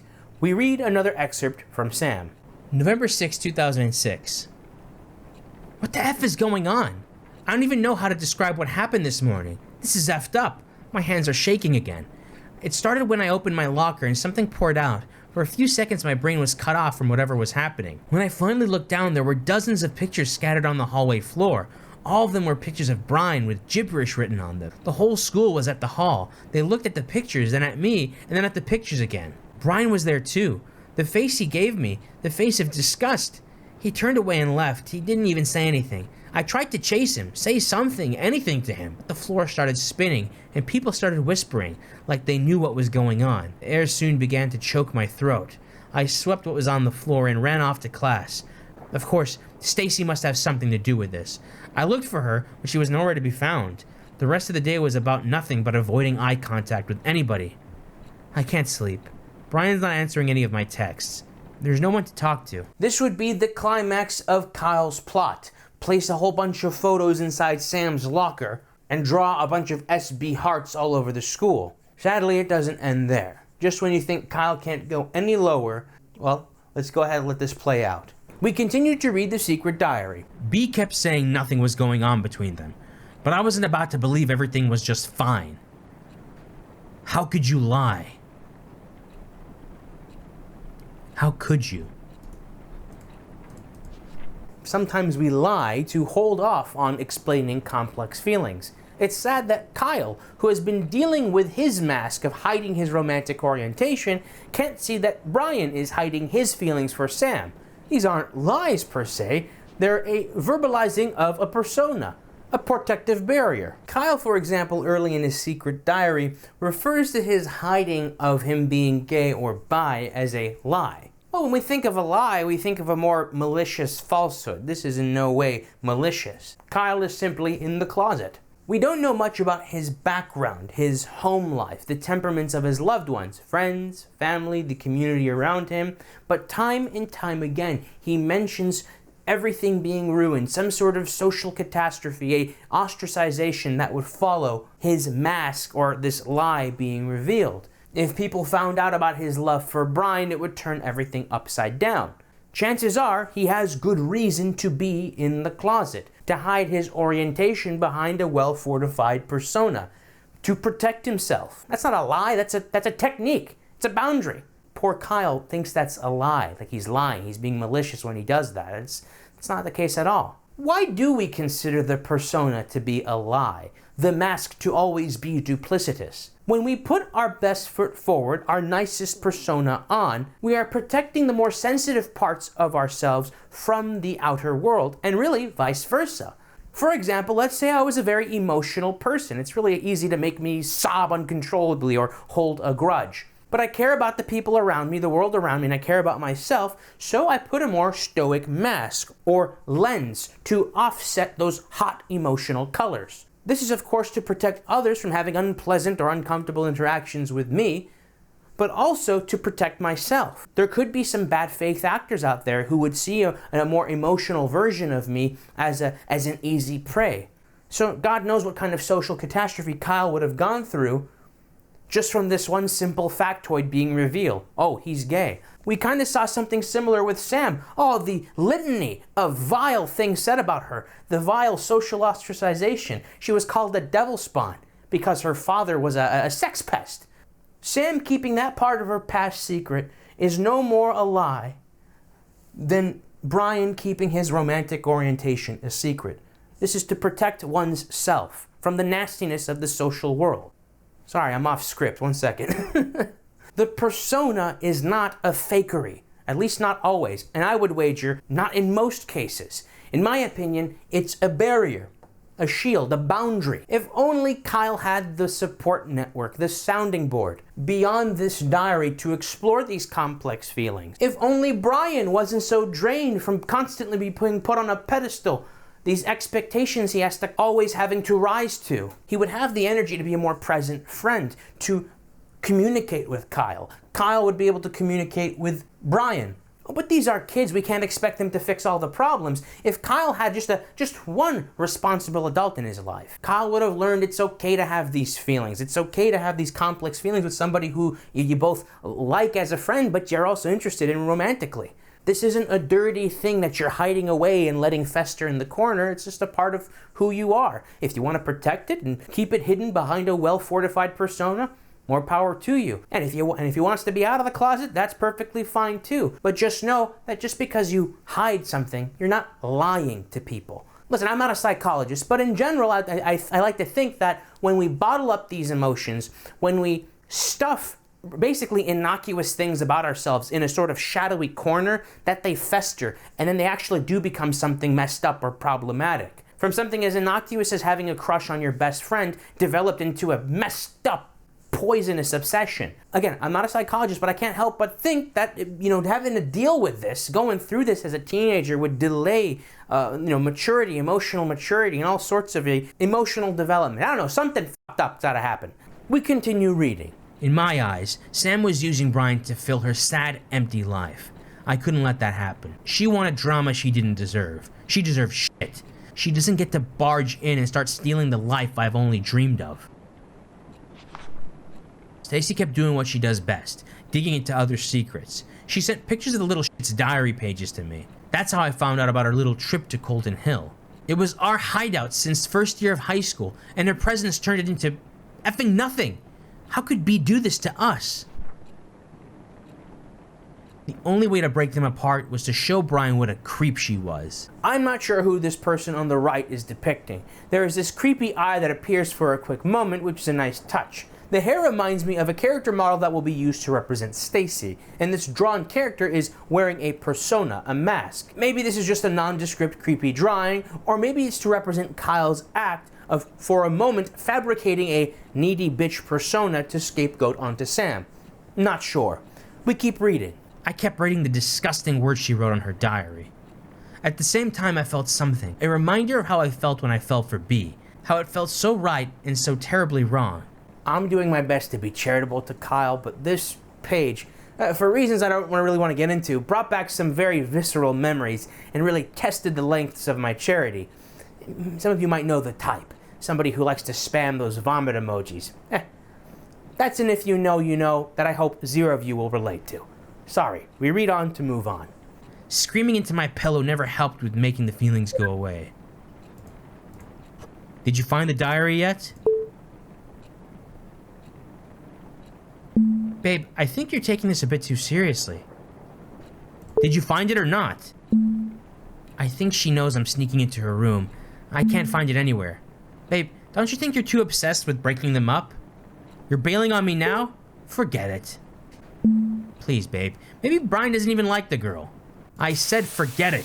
The phrase, so tired, spams the phone. This obsession, this campaign of life ruination is draining Kyle. We put down the phone to read another loose excerpt of Sam's diary. November 7th, 2006. The school's counselor called me today. Miss Ferns asked me if the rumors were true. Rumors that I've been leaving heart drawings all over the school. Rumors that I've been stalking Brian. At this point, the whole school must be out of its mind. I didn't even know the letters in the effing heart spelled S and B.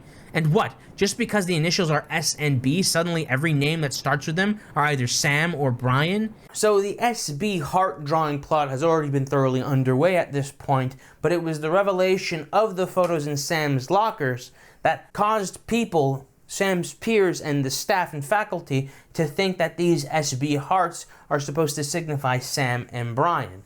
For the moment at least, Sam has been successfully framed by Kyle as obsessing over Brian.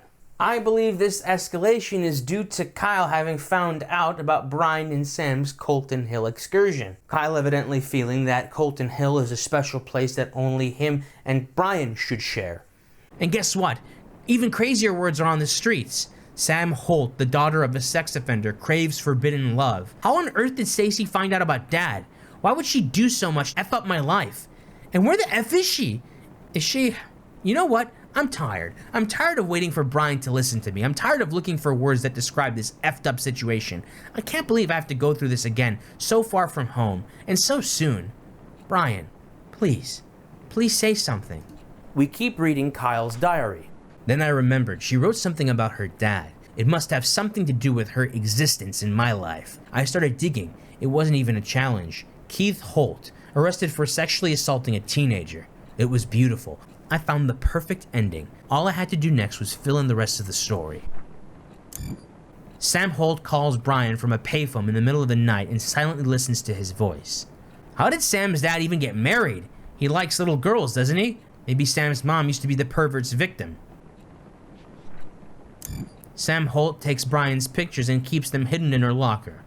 That Sam's girl got some balls. Everybody's talking about her pervy dad and she's still showing up to class. Respect.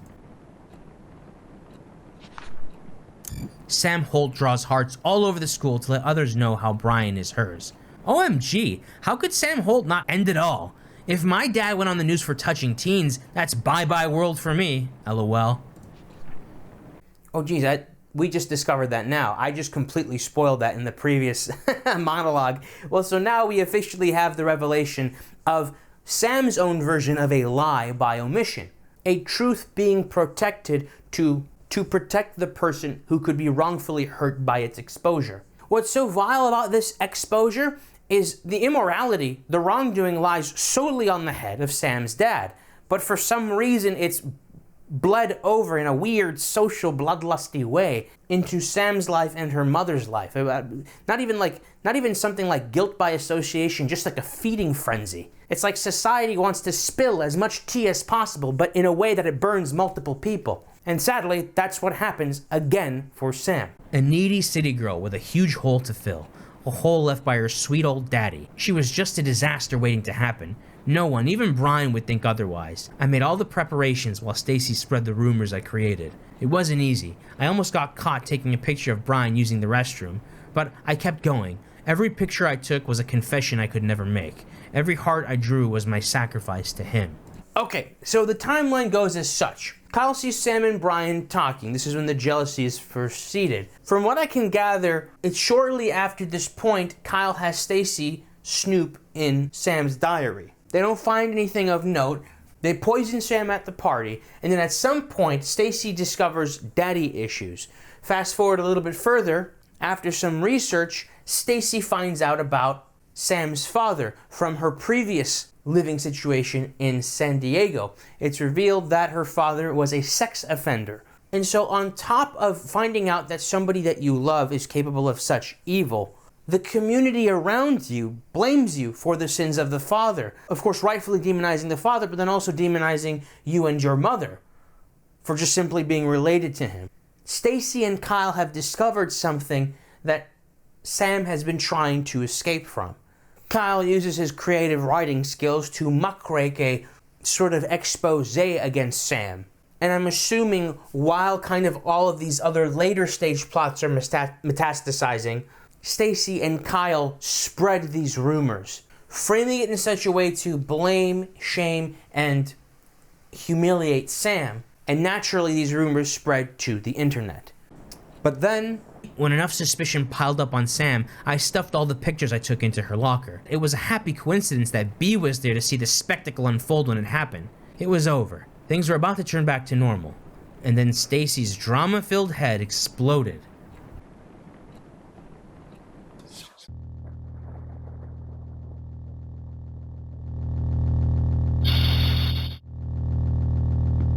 we enter a neat stealth sequence where we must dodge the red, hateful gaze of an eye. It's no coincidence that the first means of hiding is with the closet.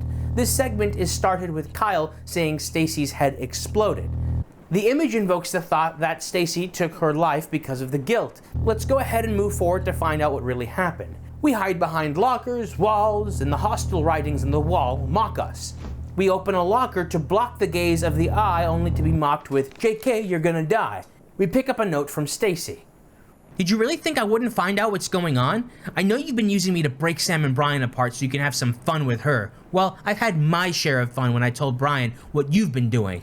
You should have seen the face he made when I got to the part about you drawing those stupid hearts all over the school.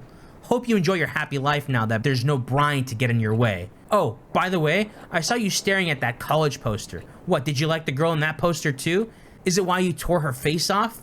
You need help, and don't bother calling me. Stacy. Kyle's plot being exposed isn't dated, but we can assume it happens shortly after Stacy splits from Kyle and blows up on Sam. Now, on Kyle's receiving of this letter from Stacy, Brian doesn't know yet, but he will soon find out. I'm still a bit puzzled about this whole Stacy's head exploded thing. This is the last we hear about Stacy. She does disappear shortly after splitting up with Kyle, but she reappears again to give him that letter and expose everything to Brian, so I think Stacy is safe. With Stacy telling Brian everything, Kyle has some explaining to do. So we read on. Please, man, Stacy got it all wrong. It's just a misunderstanding. It's a meaningless prank, that's all. Please, B, don't do this to me. Text me back, please. The day Stacy told Brian was the last day he talked to me. He was so angry at me. He would never understand what I did for him. Typical. So effing typical. Again, I was left alone to suffer. This time, somebody had to pay for it. We place the cutouts of Sam and Kyle at the Colton Hill drawing. Each placement gives us a hint for our next sequence. Behind us is a locker, and we must place the note asking Sam to meet Brian at the hill on the locker. Of course, we can glean from this that it was Kyle posing as Brian to isolate Sam. And knowing Sam's fate, Clearly, criminal foul play is afoot. Kyle's about to pass a murderous Rubicon. We pass through the locker and are taken to the hallway of our school, and are pursued by a bloody, ghoulish Stacy.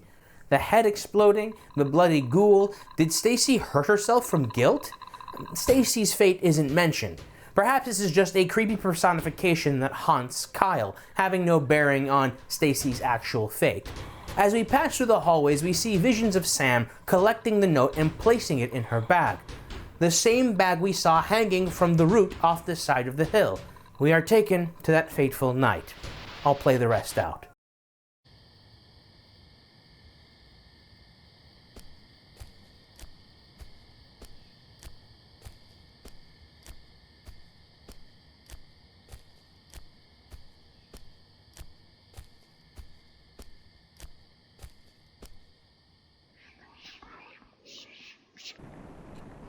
Waiting for someone? Kyle, what are you doing here? You just can't stay away from him, can you?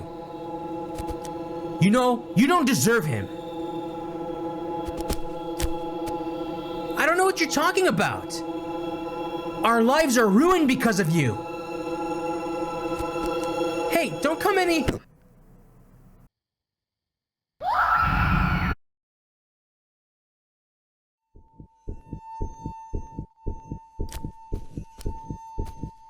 Kyle walks away to remember the note that was left. Perhaps to spare Brian of being a suspect, Kyle grabs the stick that we used earlier in the game to grab the bag.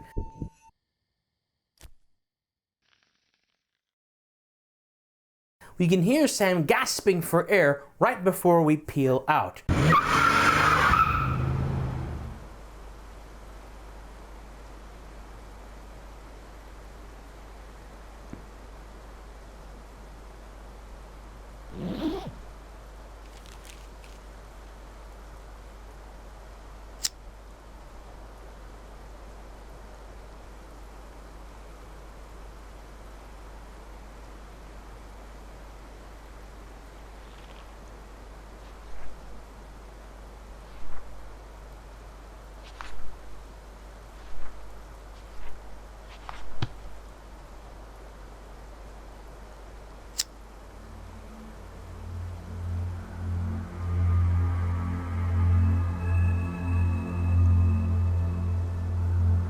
Kyle burns the note, burns Sam's diary, then her bag, destroying evidence of the manslaughter. We walk away, pick up a lighter, and are taken back to within our closet.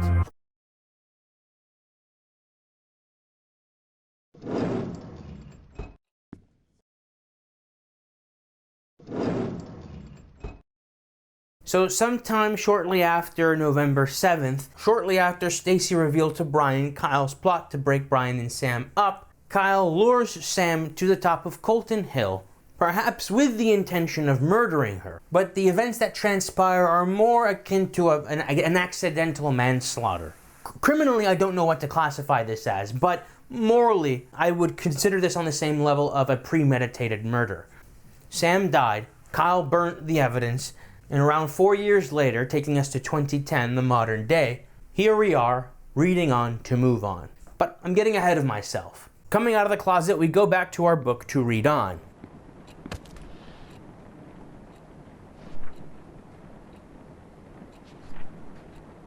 It was an accident. I never meant to kill her. Or maybe I did? Did I? But it doesn't matter now. Did any of it matter? Did any of what I did matter? I left the team soon after what happened at Colton. After that, I left the school. From what I've heard, Brian easily got accepted into college. He left town right after graduation. The fact he's a star athlete with notable school record worked like a charm. He's been growing the idea of leaving Rosen Peak since his mom died. Living alone with his obnoxious dad didn't help much with being attached to his hometown. He kept his plan mostly a secret. He hated the attention he was getting as a star who lost his mom. If people found out his plan, they will surely be talking about it too. But he didn't hint about leaving, and I tried so hard to ignore what it meant for me. Even those college posters all over the school were laughing at me. They were making fun of my impending doom. They were all saying, "Haha, see? You're gonna die alone here. Maybe I knew. I knew that Bee took an interest in Sam because she was just a clueless new girl who was lonely enough to do anything for any guy who was nice to her. But jealousy is a strong creature. It quickly devoured my mind. Soon anger took control of me. I just needed someone to be mad at other than Brian. Even after he left me, anger stayed. It still haunts me in my sleep, and every time I open my eyes, it just gets worse. And again, it's time to wake up. This would explain why it's Kyle that jump scares us when we fail in this game. Remember, the only other male character model is Brian, who has much shorter hair. This makes sense. Ultimately, all that's haunting him is from within him. The direction of his anger towards Sam and Brian has waned, but not the anger itself. And since he's all alone, the only target of his anger is himself. Wake up for what?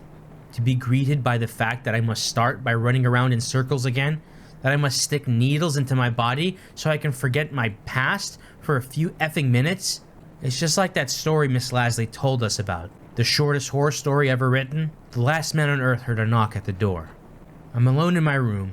I'm alone in this world. There's someone knocking on the door. I don't know who it is, but I keep the door locked. No one comes in. No one gets out. I'm so tired. I just want it to end. Let's just wake up. Let's just open the door. I don't care who or what is waiting for me. But what about my diary? One I've been keeping to remind myself of how I'm the victim of everything that's happened.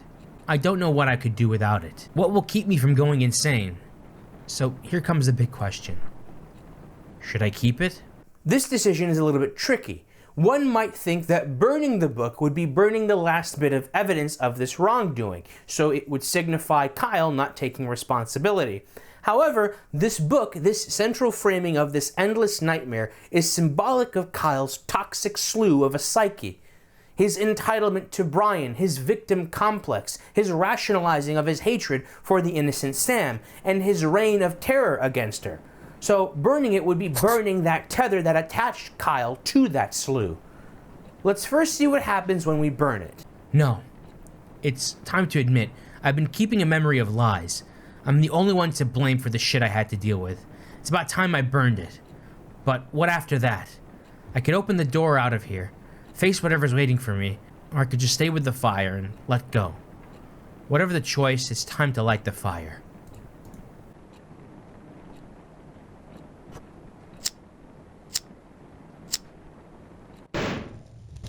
We burn the book, and this psychological construct of an apartment begins to burn with it. We see for one final time the construct of Sam with her back towards us, I assume unlocking the door. Coughing, we crawl towards the door until it opens.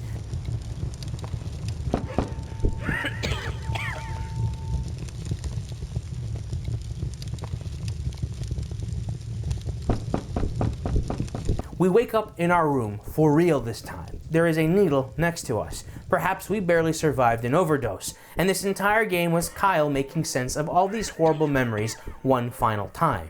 Our view drifts outside the window. One might think that this means Kyle dies, entering the light, but perhaps this is more akin to freedom, because this ending is punctuated with a refreshing restitution. The text on our screen says, "The death of Sam Holt, initially reported as a suicide, was shed a new light by her former classmate. Kyle Jenkins confessed he was with Miss Holt when she fell to her death on Colton Hill in 2006.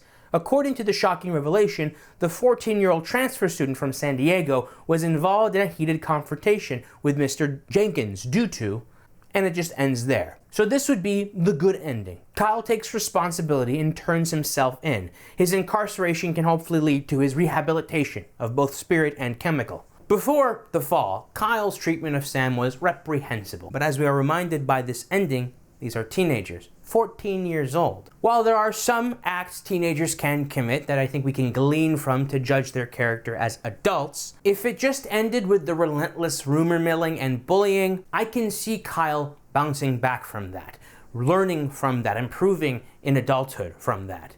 There would be no guilt of murder or manslaughter to semi-permanently tether him to his screwed up behavior. In my opinion, I think it would be unfair to judge him as an adult so long after the fact. But in fact, his actions did lead to death. You can't just take a sabbatical and have a reawakening from that. Restitution needs to be made. And so while I was very harsh on the teenager Kyle, this act of forsaking one's shadow to attain some level of justice, some level of balance, I believe speaks positively to the character of Kyle as an adult. It's tricky. In the end, his actions did lead to the death of poor innocent Sam. So if some of you want to say, nah, screw him, let him rot, I totally get it. And of course, there are other endings to this game.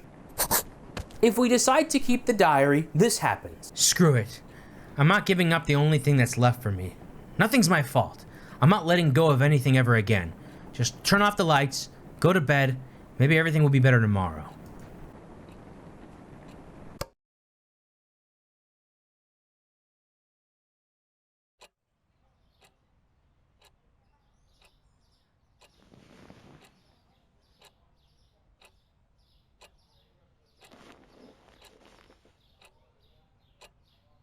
We wake up in our room, and it's clean. Did our volition free us from this hell? There are no needles on the floor, no mess in the apartment. Our phone is still out of battery, but that doesn't say much. We go for the front door, and this happens.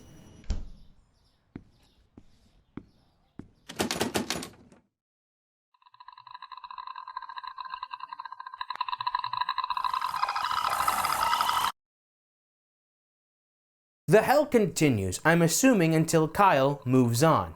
If we do move on, burning the book, but remaining close to the fire, this happens.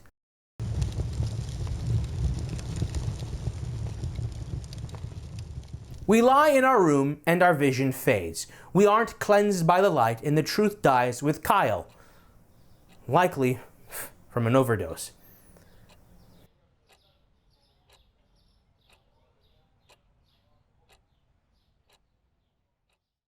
The story of Love, Sam, is a pretty straightforward one, but I think it does a phenomenal job at exposing, I think, the inner workings of jealousy. Most times when we depict envy in stories, we make it very simple. We see something that somebody else has and we want it. But I think Love, Sam does a really good job at depicting the layers of bitterness, pain, secrecy, and obsession that act as the foundation for said jealousy. Kyle's jealousy. I also wanted to commend this story for subverting so many expectations I had when first playing it. The entire time up until the big reveal, I thought the game was setting up some sort of justification for Sam's obsessive writings about Brian. When reading the secret diary, I was genuinely skeeved out, and I was dreading the victory party, thinking that something must have happened to transform the sweet and respectful Sam we see in the loose pages to the obsessive and entitled author of the Dirty Little Secrets diary.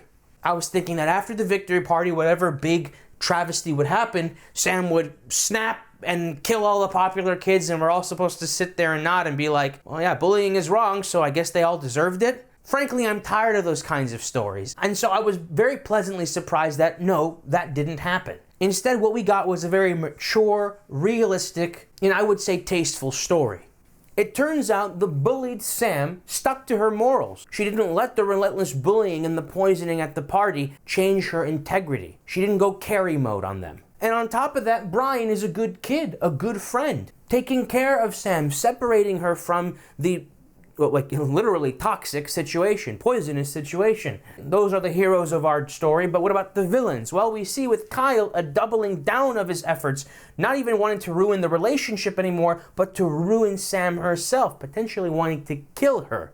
Whereas with Stacy, she is very villainous. She ends up pulling back, pulling out of this, realizing that they're going a bit too far. We see two wicked kids, one with the mindfulness to pump the brakes, but the other one so drunk with rage and obsession that it just spiraled even further out of control. We see this very vibrant spectrum of angst, the highs, the lows, the pressures of being too seen compared to the pressure of not being seen at all. These aren't characters tethered to their respective, school setting stereotypes. They are just kids, capable of having bad behavior and making mistakes. And sadly, in the case of Kyle, and Sam, of course, not learning from these mistakes until it was too late. I genuinely like these characters. I wanted to learn more about Sam and Brian and perhaps even Stacy. But most of all, I wanted to learn more about Kyle, his home life, why he felt the need to be so secretive. Was homophobia a problem in that school, in his home life? Was Brian his only friend, and so if the revelation of a crush did break the friendship, did he have no one else to turn to? There's still so much mystery that makes these characters so rich, and it's very uncharacteristic for what seems to be just a dime a dozen indie video game. That's the highfalutin floppiness. Let's tie it together, the fates of these characters. A little bit of a wrap-up. Of course, we know the fate of Sam. She died due to an accident of illicit means on Colton Hill. Brian ended up leaving Rosen Peak, obviously probably heartbroken by... yeah, geez, oh my gosh, that must have been flippin' devastating. Oh, geez, yeah. Holy crap. Imagine? Fuck. Yeah, so evidently, devastated by what happened, moved on from Rosen Peak, and hopefully got into a good college, was a star athlete, was able to heal and cope with all that stuff. Jeez, it's just now occurring to me. Imagine just like finding someone that you could potentially be like the high school sweetheart, and they just... That's... oh, gosh. Yeesh. That's sad. Holy shit. Obviously, we're playing as Kyle, so Kyle's fate is contingent on the player's decisions. I'm of the mind that this sort of bad ending, when you choose to keep the diary, implies a sort of never-ending nightmare kind of thing. That eventually the nightmare must end with Kyle burning the diary. Now, whether or not Kyle stays in the fire or escapes the fire is up to the player. Or I should say up to Kyle, whether he wants to live or die. My hope is that Kyle didn't die from the symbolic flame, or more likely the overdose, and did come clean about his crimes, or I guess his involvement in the tragedy. Again, it's like criminally, it's a very blurred kind of thing. There's definitely something there. He's definitely got to be held responsible for something. But yes, his three possible fates: trapped in the hellish nightmare, which eventually defaults to either him dying of the overdose or being sent to prison. Stacy, on the other hand, is a quite mysterious character. We have a couple of data points kind of hinting at her getting hurt or dying, and then Stacy's head exploded, and the fact that her ghoul is kind of all bloodied, but there's really nothing pointing to her dying, taking her life, etc. She disappears, but she comes back to spill the beans to Brian. Perhaps she made herself scarce. She disappeared for two reasons. One, she was genuinely afraid of what Kyle was capable of, and if we want to be a little less charitable, she was worried how this was all going to affect her reputation. One more thing I want to talk about before finally putting this game to rest is what we learn when we focus less on Sam's perspective and more on Kyle's perspective. There are many things I appreciate about this game, but one in particular is it helped me verbalize a phenomenon I'm growing more and more concerned about. Maybe not as a whole society, but many of us have a habit of looking at the idea of putting somebody on a pedestal as a good thing. It makes sense on its face. Your positive thoughts and even high expectations are a compliment to that person. But what always happens? The person who is put on the pedestal eventually disappoints the standard that, in most cases, they didn't consent to in the first place. It sounds silly to word it that way, but hear me out for a second. Really, I think this game, the perspective of Kyle, helps show us that we're not that different from the unrequited obsessive lover of Love Sam or the obsessed fan from Misery when we needlessly lionize others. I would argue that lionizing somebody, putting somebody on a pedestal, in a way, is dehumanizing. Stumbling, sinning, breaking promises, chata, poor communication, just vague toxicities are all stepping stones to our own personal purification. It's a part of the human experience, and making these mistakes, stumbling, is a part of what makes us human. And so when you take away a person's right to stumble by making them into marble, you take away their humanity. Let's instead think, maybe they're not the bad person for not living up to my expectations. Maybe I shouldn't have made them into marble in the first place. Anyways, that's all I have to say about the game Love Sam. Thanks for sticking around, and most importantly, thank you for your support and patience. Speaking of which, I've got a big decision for these next few videos. I've got a huge list of games to cover. For that reason, there might be some time between now and the next video. But until then, ma salama, suda sutyun, hasta luego, I'll see you soon.